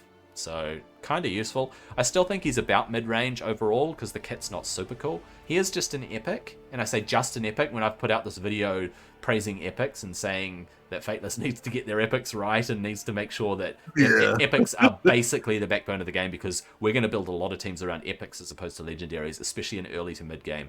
But overall, I think just the whole helping to control the enemy team just that little bit more. He may find a place in an arena team just for that, to control them a bit more. But overall, I don't think I'm going to be bringing him into an arena team anytime soon. Even if I pulled him early, I'm not sure if I would be happy enough with what he brings. Yeah, I think you nailed it. I think a big thing for me too, like you said, we're going to be playing around a lot of the epics, and that's why I've been so excited when we're seeing a lot of good pairs of the epics and the synergies there, because I agree with you. I think the epics are going to be a big play, and you know, we're seeing a lot of good pairs in epics, which is strong. But yeah, I agree with you here. All right, we're moving on to Tomoe Khan, and we're looking at Xochiquetzal first. Xochiquetzal, the Feather Blossom. Yeah. I believe she's first, yes. She is an invoker. Yep. Yes, we get to look at another invoker. I love looking at these support champs, because it feels like we don't get a lot of support champs, and they usually have a really good base speed modifier, and it's just overall, I'm always excited to see whether they're going to bring some mends or stacking mends, or if they're going to cleanse, or if they're going to protect, or yeah, very cool to see some of these invokers. She's a wisdom invoker in the Order Allegiance. Now she's an epic, and she has fairly... I got a little sad when you said, I was going to say when you said, oh, she might have high speed. No. Yeah, no, I was about to say it. I was about to say it. Unfortunately, she doesn't have a high base speed.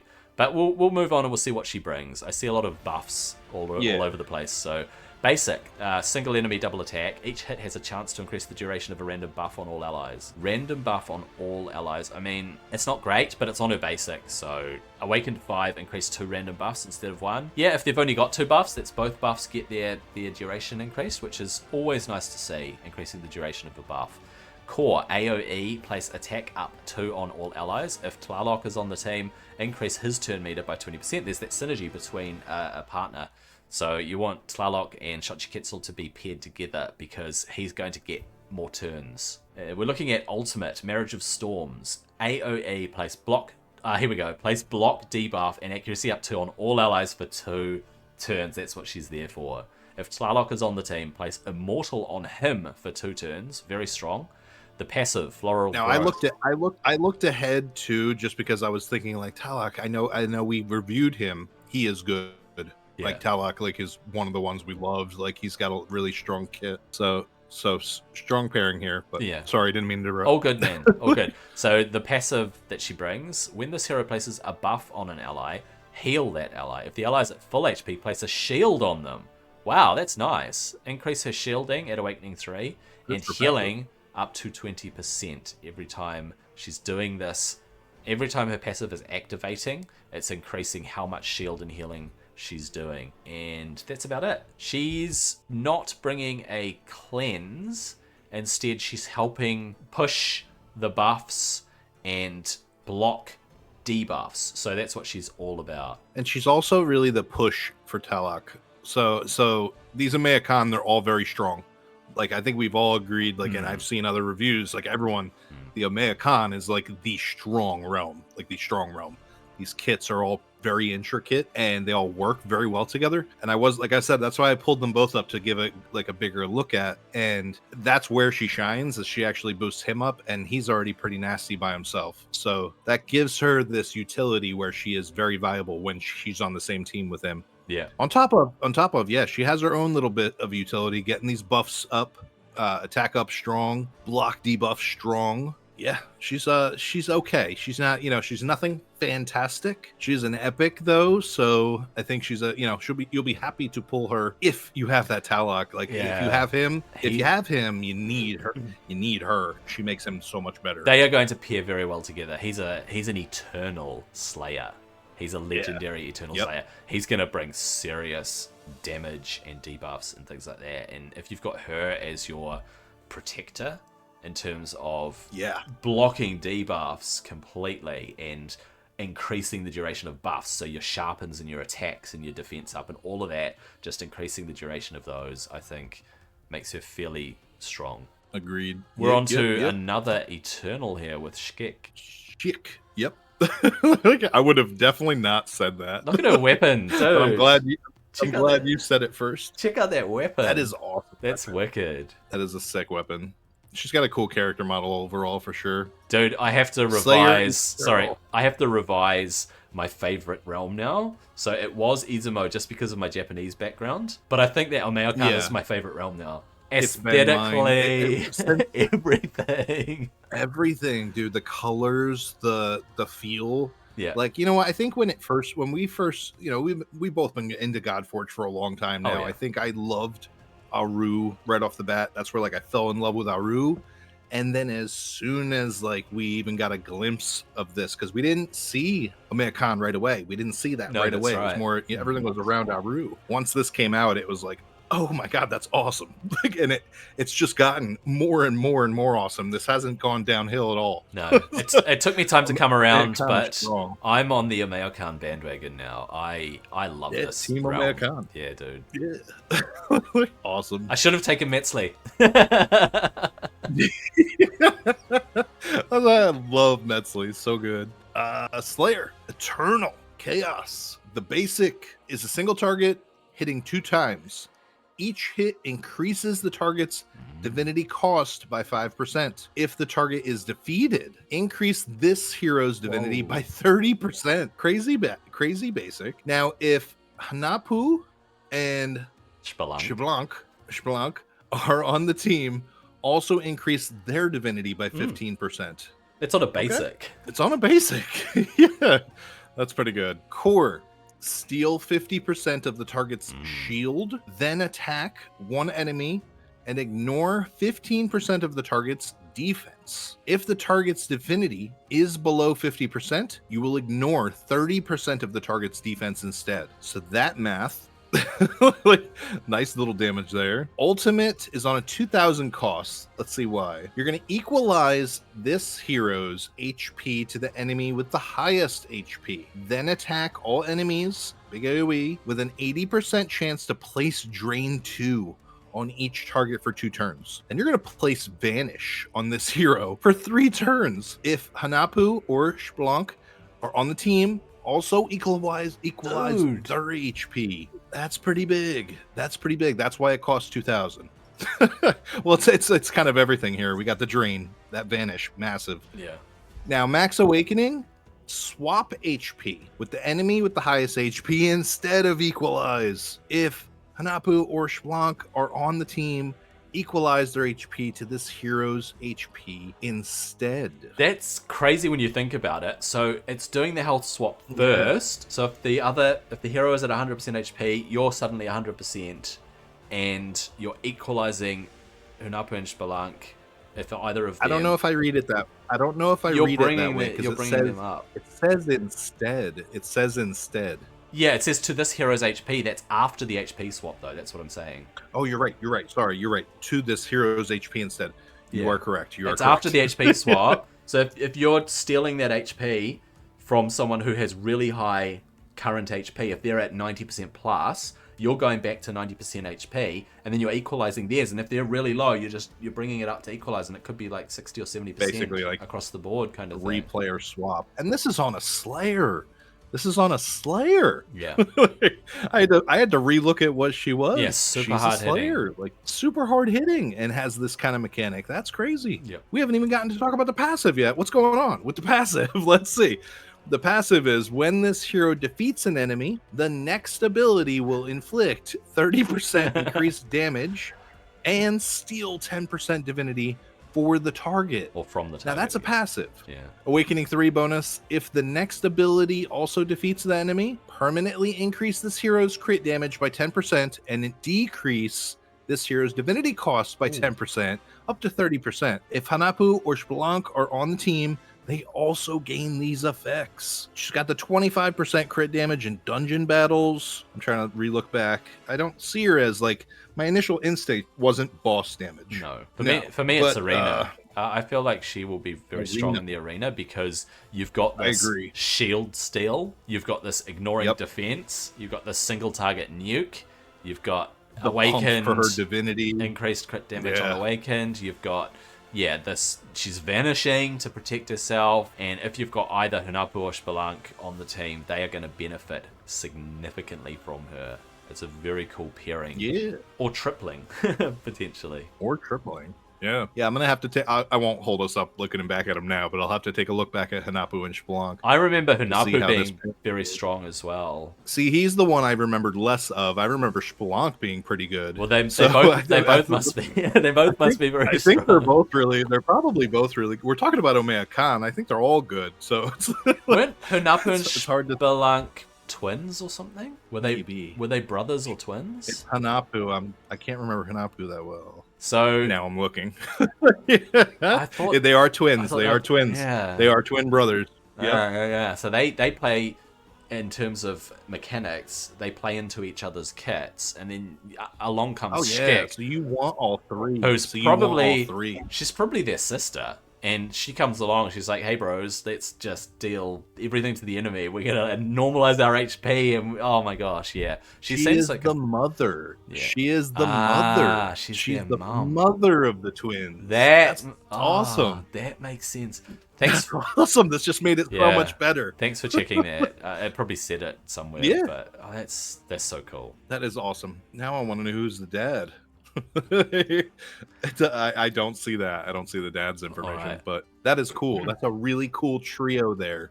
You got the twins and the mom. Yeah. If you got that trio on the team, they all synergize. Yeah. All right, we're moving on to Xtabay, Hungry Beauty. Xtabay is the last of the American that we're going to look at. She is a cunning disruptor in Chaos Allegiance. Let's have a look. Basic. Attack an enemy with a chance to place charm on the target. Remember, charm means that they take damage instead of you, right? I got that right? Yep. I'm pretty sure I got that right. Yeah. The core, AoE, with a chance to place Hex 2 on each target for 2 turns. Very good. Ultimate, costing 1500 divinity. AoE, with a chance to reduce each target's turn meter by 20% and place speed down 2. So you're stopping them from taking turns. Awakened 3, if an enemy's turn meter falls below 50%, place Despair on the target for a turn. Very nice little touch there. Passive, when attacking an enemy under charm, increase the duration of a random debuff on the target by 1 turn. Awakening 5, remove the heroes. I think that means remove the heroes, like one heroes, not multiple heroes as they've written here. Shield and barrier, then steal a buff. So, I mean, Awakening 5 is way down the track if you ever want to awaken her all the way. Just in terms of being a disruptor, she is bringing a little bit. She's trying to stop them taking a turn with the speed down and potential Despair on an Awaken, and then you've got your Hex on them, which of course spreads damage across their team, so it's even more damage. So AoE, any more AoEs are going to do even more damage across the team. And then pushing the debuff, so if they've got Hex on them and she's pushing this debuff on them, Hex is going to last longer, which means the team takes more damage overall. I see her as potentially useful in wave clearing on certain fights where you just drawn out fights where you're just keeping Hex up and keeping Charm up so that they take more damage. She's all about more damage to the enemy team through the debuffs and fewer turns because of the decreased turn meter and speed reduction there. So I think overall she's going to help with a bit of control and a bit more damage. Buffing damage. So my curious thought on her is, with this Awakening 3 on her ultimate, right? Is that going to apply immediately after the ultimate? Or after they take their turn, rather? Like, when they fall below 50%, they go to the bottom of the list. It's through the ultimate. It's by the ultimate. So because her ultimate reduces their turn meter, if they're at 69% turn meter or less, then that 20% reduction is going to drop them below 50%. So you want to hopefully... It's not as strong as initially thought. Yeah. It's not as strong as I initially thought. You want to hopefully get it off at the right point to reduce it below 50%. Otherwise, I mean, it's very niche, isn't it? Yeah, niche. Very niche. It wasn't as strong as I initially thought. That's what I was worried about. Was I understanding it the right way? And yeah. So honestly, though, she's still good. She's still good. seems like a strong kit. I mean, we've seen a good branch of them now. And but I want to say for Omea Khan, she's one of the lower side. Yeah. She's not, one of the better Omea Khans for sure, but they can't all be gods. They can't all be godlike. I guess. They gave her a little weapon. When you scroll up, if you notice, all the ones with big weapons have crazy kits, or like they're super powerful. She's got a little weapon. We're moving on to Tian. Omea Khan. I really like the aesthetic of Tian as well. The beautiful clothing that they wear, the costumes. I think that they've got some fantastic costumes on the character models. I agree. Love the Tians. Shishi was going through the alpha. I was in love with Shishi. I started drawing them left and right. But okay, we're checking out the rares. We have, is it Chang'e? I don't know how you pronounce the E. It might be Chang'e. I don't know if you pronounce it as an E or an E, like Chang'e or Chang'e. Moon Mistress. Invoker. Cunning. Chaos. Let's see what she brings. She's got a nice little staff. All right. Her basic is a single target, and then she heals 10% for all allies. If the target is under Vanish, heal 15% the target instead. Okay, cool. Core, she's going to place accuracy up and resistance up on all allies for 2 turns. If Hui Yi is on the team, he receives accuracy up 2 and resistance up 2. Okay. Instead. Now, the ultimate, heal 15% all allies, then place block debuffs on all allies for 2 turns.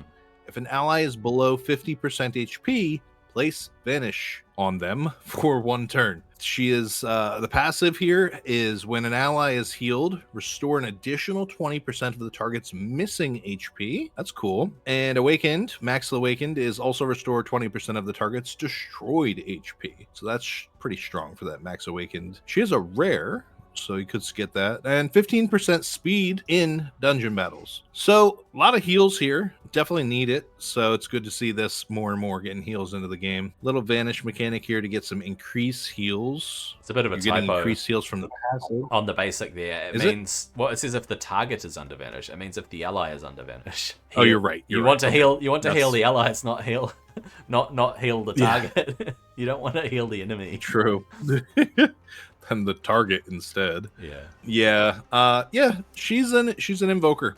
So we're seeing the heals. I think she brings exactly what I would expect from an invoker that I would need. So I can see her being used. I don't think she's anything amazing, but she's not bad. I could definitely see her being used, and she's a rare. Yeah. For a rare, she's solid because she's got the kit. She's got what you need. You're getting your heal. You're getting buffs. Good buffs, by the way, accuracy and resistance. So shrugging off debuffs and placing debuffs. So it's really supporting that team in a good way with those buffs, and then being able to place Vanish and block debuffs, like both solid buffs, especially the block debuffs one. I mean, for a rare to be able to place block debuffs for 2 turns, that's crazy for a rare. Pretty good. Yeah, decent. All right, after Chang'e, we have Diao Chan. So another rare. She's an Eternal. So Diao Chan, Sable Lady. She is a Disruptor. Eternal with 2, I don't know what those are, pom-pom maces? I don't know what you call those things. She's got maracas. Basic. Single attack, decrease their divinity by 10%. If the target's under charm, we'll steal it. Not bad. Core, place charm on the target. It's just a placing charm, it's not an attack, so she's not doing any damage on her core. She's just placing charm on a target for 3 turns, decreases the divinity of all enemies by 15%. Very good. If a target's divinity falls below 10%, places sleep on each target where the divinity falls below 10% for 2 turns. She doesn't have an awakening bonus on her core, unfortunately, because it would be really nice to see if it falls below 20% place sleep or something like that, right? It would be nice to see, but she is just a rare, so we can't expect too much from her. Ultimate, only requiring 950 divinity. Single enemy triple attack. Each hit decreases their turn meter. If the target's under charm, decreases the turn meter of all enemies. Passive, when an enemy under charm has their turn meter or divinity increased, this hero gains the same amount. So you want to get that charm up. You want to be able to get that increase of turn meter and divinity while she's also decreasing their divinity and potentially placing sleep. It's interesting. I find it interesting. She's going to be a very interesting one to come up against, and she's going to be very interesting in some teams to place this charm and potentially place sleep and decrease their divinity and decrease their turn meter. She's really bringing that control. She's not so much on placing the debuffs, although Charm is a debuff, so she is placing a debuff. Right. But aside from that, she's not like these other disruptors that are confusing and lots of debuffs and stripping the whatever, doing stuff to the enemy team. She's really just controlling them through divinity and turn meter. She's another one of these ones that tries to control the flow of battle. Agreed. Yeah, you crushed it. It's everything I wanted to say, you did say. Diao Chan. So next up, we are looking at Chao. It looks like he's holding an umbrella. I know it's a sword. But... I can see it now. Now I can't unsee it. Now I can't unsee it. He's holding an umbrella. He is carrying an umbrella. Oh, man. Let's see what he does with it. He's a Slayer, Eternal Chaos. Umbrella power. Here we go. Basic. Single target attack 2 times. Each hit has a 40% chance to place defense down for 2 turns. If the attack is a strong hit, he's going to make it defense down 2 instead. Okay, good basic damage off that Slayer. Core. Place Sharpen 2 on this hero for 2 turns, then attack all enemies. Big chunk. Big chunk. If the attack is a strong hit, will inflict additional damage equal to 1% of the target's max HP. Makes it an even bigger chunk. The ultimate, pretty low cost here, 875. Attack single target 3 times. Each hit triggers a random effect. It could be place initiative down on the target for 2 turns. Place attack up on this hero for 2 turns. Ignore 5% of the target's defense if an attack is a strong hit. Will place initiative down or attack up to, or ignore 10% of the target's defense instead. I feel like this is like a little hard to read. I see. It's supposed to have a full stop after ignore 5% of the target's defense. Full stop. If an attack is a strong hit, will place them instead. I think you're right.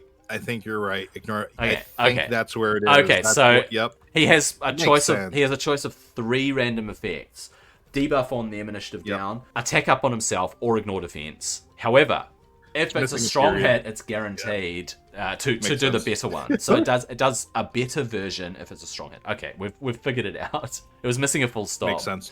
Or what you guys call a period, sorry, yeah. A period, yeah. I knew exactly what you meant, though, too. I know both terms. Yep, and then Max Awakening is if an enemy is defeated, increase the divinity of all ally slayers by 20%. Cannot occur more than once per turn. Okay, nice little boost bonus, there. Yeah. Max Awakening, though, so it's like, I feel like that's not worth Max Awakening. If it was like something crazy like 50% or even 100%, that would make it pretty ridiculous. But 20% rare. Max Awakening. Oh, okay, man. You're right. Okay, that's really what I wasn't factoring in there. Passive is increase this hero's strong hit chance by 10%. Strong hits inflicted by this hero deal 20% increased damage. And he has a 19% crit rate for all battles. You don't see that often. Crit rate. That's a solid leader bonus because it means in all battles. Yeah, any heroes that you are bringing into a team with him. We're talking early game where you're just building rares, right? Because you're probably just going to build them at early game. That increased crit rate means that you don't have to put as much gear on them and they're going to crit more often. Because it's really hard to build 100% crit at early game. Especially early, yep. So if you only need to build them to up to 80% crit rate, then kind of a nice little boost. Yeah, that's true. So he's all about He does fit. He's all about the strong hits, isn't he? Another one of these ones that you really want to build him for strong hits. You want to be able to just get that sharpen 2 up on him. You want to be able to increase the chance for him to strong hit. Is he eternal? He's eternal, isn't he? So that means that he has a good chance of strong... It means he doesn't ever weak hit, but it just means if you can build him for strong hits, he's really taking advantage of it. Because this whole defense down, I'm going to hit you harder, I'm going to do more max HP damage, I'm going to do a random thing where I'm either ignoring your defense or giving myself more damage against you because of my attack up, or I'm reducing your initiative where you're not taking as many ultimate turns. And it's a cool, unique kit. I think it's looking promising, and it's looking a little bit fun and unique and different for a Slayer to be able to do this. True. Yeah, I won't be upset if I get him early, like, or if I'm forced to play him early. Like, it wouldn't be the end of the world. Yeah, you bring him in, you're hopefully decreasing their defense, and you're hopefully strong hitting, and you're hopefully doing a whole lot of damage. So I think we're on to the epics. So Luoshen, Spirit of the River. Once again, fantastic costume design on this. Yep. And so that guy we looked at had an umbrella. Now she's got a fan. So... I love her colors, though. Like, I love her outfit. The jade colors, yeah. So she Eternal... fits the Invoker. Eternal, she really does. She looks like an Invoker, doesn't she? She looks like she's going to really support her party. So an Eternal Invoker, which is what we love to see, Eternal heroes. Basic, attack an enemy and place Vanish on herself. Oh, she's protecting herself with Vanish. If it's awakened 3, she also places Vanish on the ally with the lowest turn meter. So she's sharing the Vanish if you can awaken her. Core, place Speed Up 2 and Stalwart on all allies for 2 turns. If Hou Yi is on the team, increase the duration to 3 turns.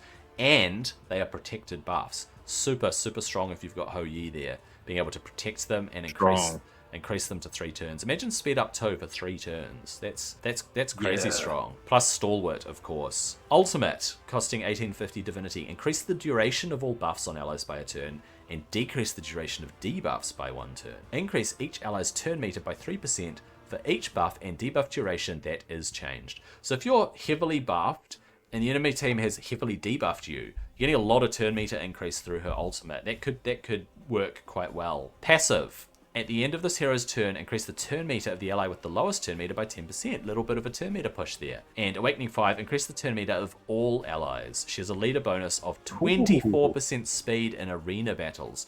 She could be a very solid Invoker to bring into your team to support them with this whole speeding them up, giving them Stalwart, increasing their turn meter, increasing their buff duration. She's really supporting other things more than anything, but the fact that she's placing really good buffs, Speed Up and Stalwart, and through her ultimate, you're actually able to increase the duration of those buffs that she's placing herself and decreasing the duration of debuffs. Duration increases and decreases are solid because there are certain situations where a debuff only has 1 more turn to go. Boom, it's actually a cleanse because you've reduced the duration.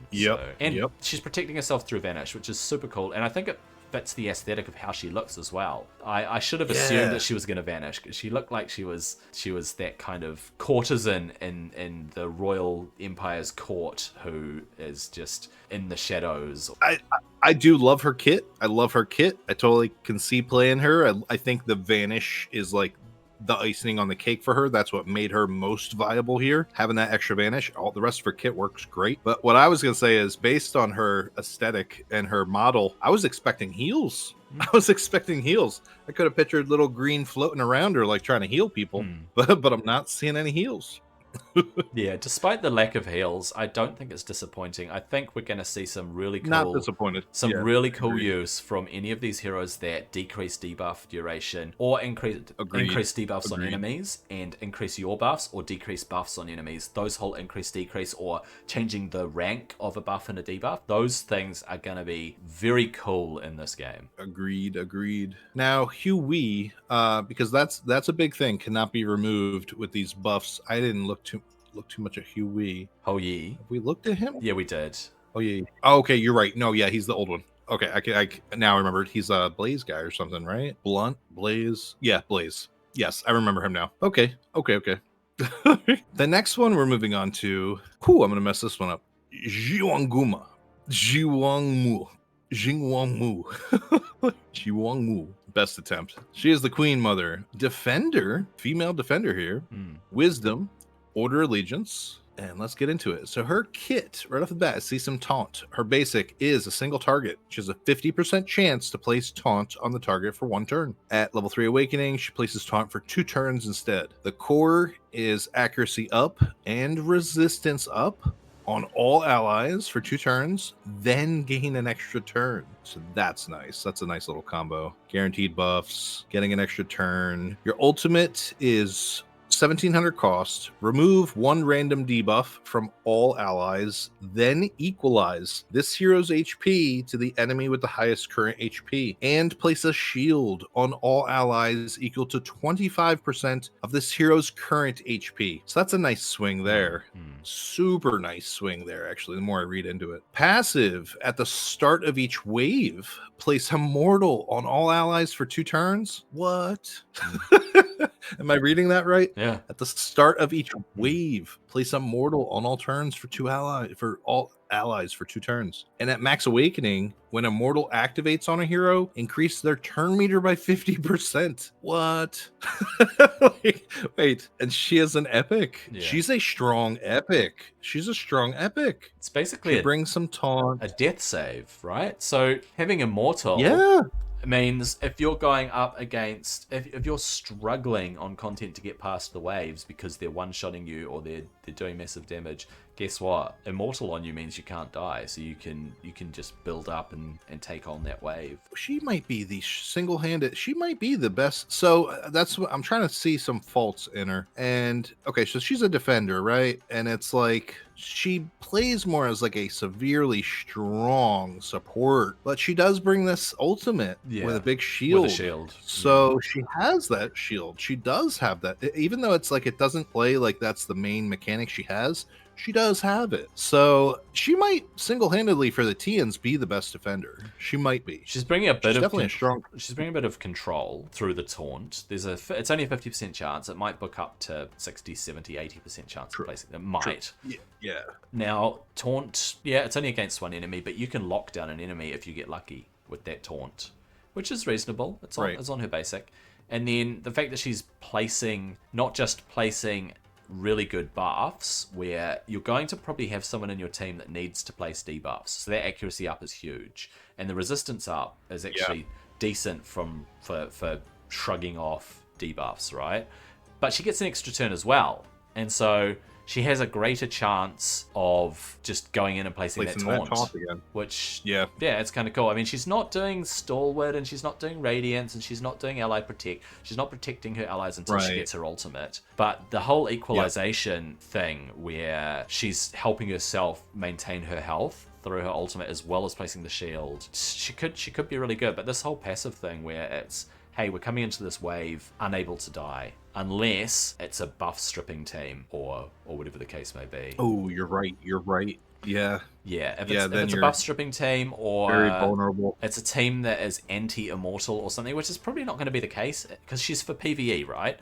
She's mostly for coming into PvE content, for doing a dungeon clear. And when you get through the waves, you're able to survive through the waves, and you get to the boss, and she can pop a shield up on you, and she's removing debuffs from you that the boss is placing on you. I can see her being useful in boss content like that. Help you get through the waves, and then helping you survive a little bit more. So you'd pair her up with maybe another defender who does Stalwart and Protect, or an Invoker who brings the mens and the extra debuff strips and the whatever else you can bring from an Invoker. So she's going to pair very well with another support champ. Agreed. But I like her.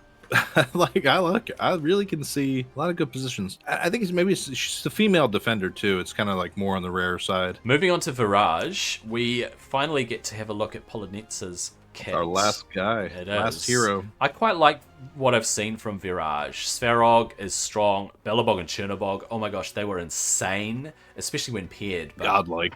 Both of them are absolutely godlike. I wasn't happy with Perun, and Dracula's very, very situational. But overall, I quite like the aesthetic of Virage. They're not quite up there with Amayokan in my books. They're not quite there with Tian and their beautiful costumes and amazing weapons. But overall, I think the Virage are very stylistic and very cool looking. So Polonetsa with her massive sickle, that's what it's called. I was going to say scythe, but a scythe is a big... I know, and then I just remembered that's the other way, So... Yep. Slayer. Oh, we get to look. Our final one we get to look at is a Slayer. She's a cunning Slayer. Let's see if she brings the pain. Basic. Single enemy, double attack. If the target's turn meter is above 50%, steal 20% of it. If it's below, place an extra hit. So it's actually a triple attack. And it's 220% of attack, which is good because it's actually been balanced for double attacks. But if you're getting that extra attack, that's 50% more damage against the enemy. Core. True. Double AoE. If the target's HP is above 50%, I assume that's after the attack, right? Inflict an additional 2.5% max HP. Oh, nice. If the target's HP is below 50%, the attack will ignore 10% of the target's defense. Oh, no, that's when you go into the... It's when you go in, yeah, because that makes a lot more sense. Yeah, that's when you go in. If the target is at 50% or above, when you go in and do this double attack, it does extra max HP. Nice. That's actually quite a nice little caveat there. Ultimate, Noon's Wrath, triple AoE. If the target's divinity is above 50%, each hit will steal 10% of it. If the target's divinity is below 50%, each hit has a 50% chance to place Ether Burn 2 on each target for 2 turns. And of course we know that Ether Burn limits their divinity gain and reduces how the enemy team is going to reach their ultimates. Awakening 5, crazy down the track Awakening 5. If the target already has Ether Burn, increase its duration, then activate it. And the passive, when an enemy's divinity reaches 50%, increase the damage of this hero's next ability by 10%. That's for every enemy. Each time an enemy gets to 50% of their divinity, it increases her damage. And if she's going in with her double AoE on her core as that attack, that ability, then it's gonna do serious damage. Awakening 3 also increase this hero's turn meter by 10%. Is that any time an enemy's divinity reaches 50%, she gets her turn meter pushed by 10% as well if she's Awakened 3. That seems solid. I think she's gonna smack with that. That's how I'm reading it. I think she's gonna smash. Yeah, I think she's smashing. And wait, not even that though. I think she's gonna be visually really fun to play. Yeah. Because think about that ultimate. She's got that AoE hitting 3 times. Ah, and you're gonna I want to see it. You're gonna see it. Boom, boom, boom, boom. Like the whole enemy, just like their turns with this divinity is just it's gonna steal it. So that's gonna be fun. The nice little that's fun. The nice little extra there is the whole taking divinity or placing Ether Burn. I think those are nice little extras. I agree. And I agree. The extra hit on the basic, dude. Yeah, Viraj, man. I'm glad. It's awesome that we ended on her. Like she's a solid hero all the way around. This has been a blast, man. These rares and epics. I'm so glad they finally got these kits in here. Yeah, some of those rares really stood out. Like Muse, I was surprised. I'm shocked by the rares. At some. So I'm shocked by the rares, and I'm really shocked by Mezu and Gozu. Gozu, right? yeah.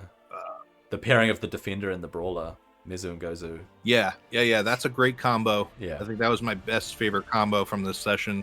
My favorite. And the rares overall. My favorite combo was Xquic and her sons, I have to say. Oh, yeah. How did I forget that? Oh, my God. That was awesome. That is awesome. So, that team in there. Oh, dude. And the Odin and his wolves. Oh, Odin and the wolves, especially Geri. So, for me, it's Geri over Freki, because Freki's bringing the bleeds. He's like tearing in with his teeth and putting those bleeds up. But Geri, I think, as a defender, was really cool and very strong. Was Geri a defender? I'm just throwing that out there, but I think Geri is. And he is a defender. Yes. Master's Aid. So yes. If I pull redemption. I'm definitely going for Geri and Freki. So. Yeah, cool combos, cool synergies. Dude, I'm very happy with the fact that we've looked through everybody's kit now. All 206 heroes are now up. If you have not seen our previous collab videos, the ones where we covered the rares and the epics and the legendaries, there's a lot of content there, so go watch those because we've covered the rest of these heroes. Anyway, thanks Dan, thanks again for coming along and doing a collab with me. I really enjoyed this. I really enjoyed looking at the heroes. I'm looking forward to beta on 19th of May. It is still, 6 weeks away, 5 weeks away? What's the date? I don't know. Whatever the date is, it's a few weeks away still. We got a month and 10 days. Yeah, we'll get there. We'll get there.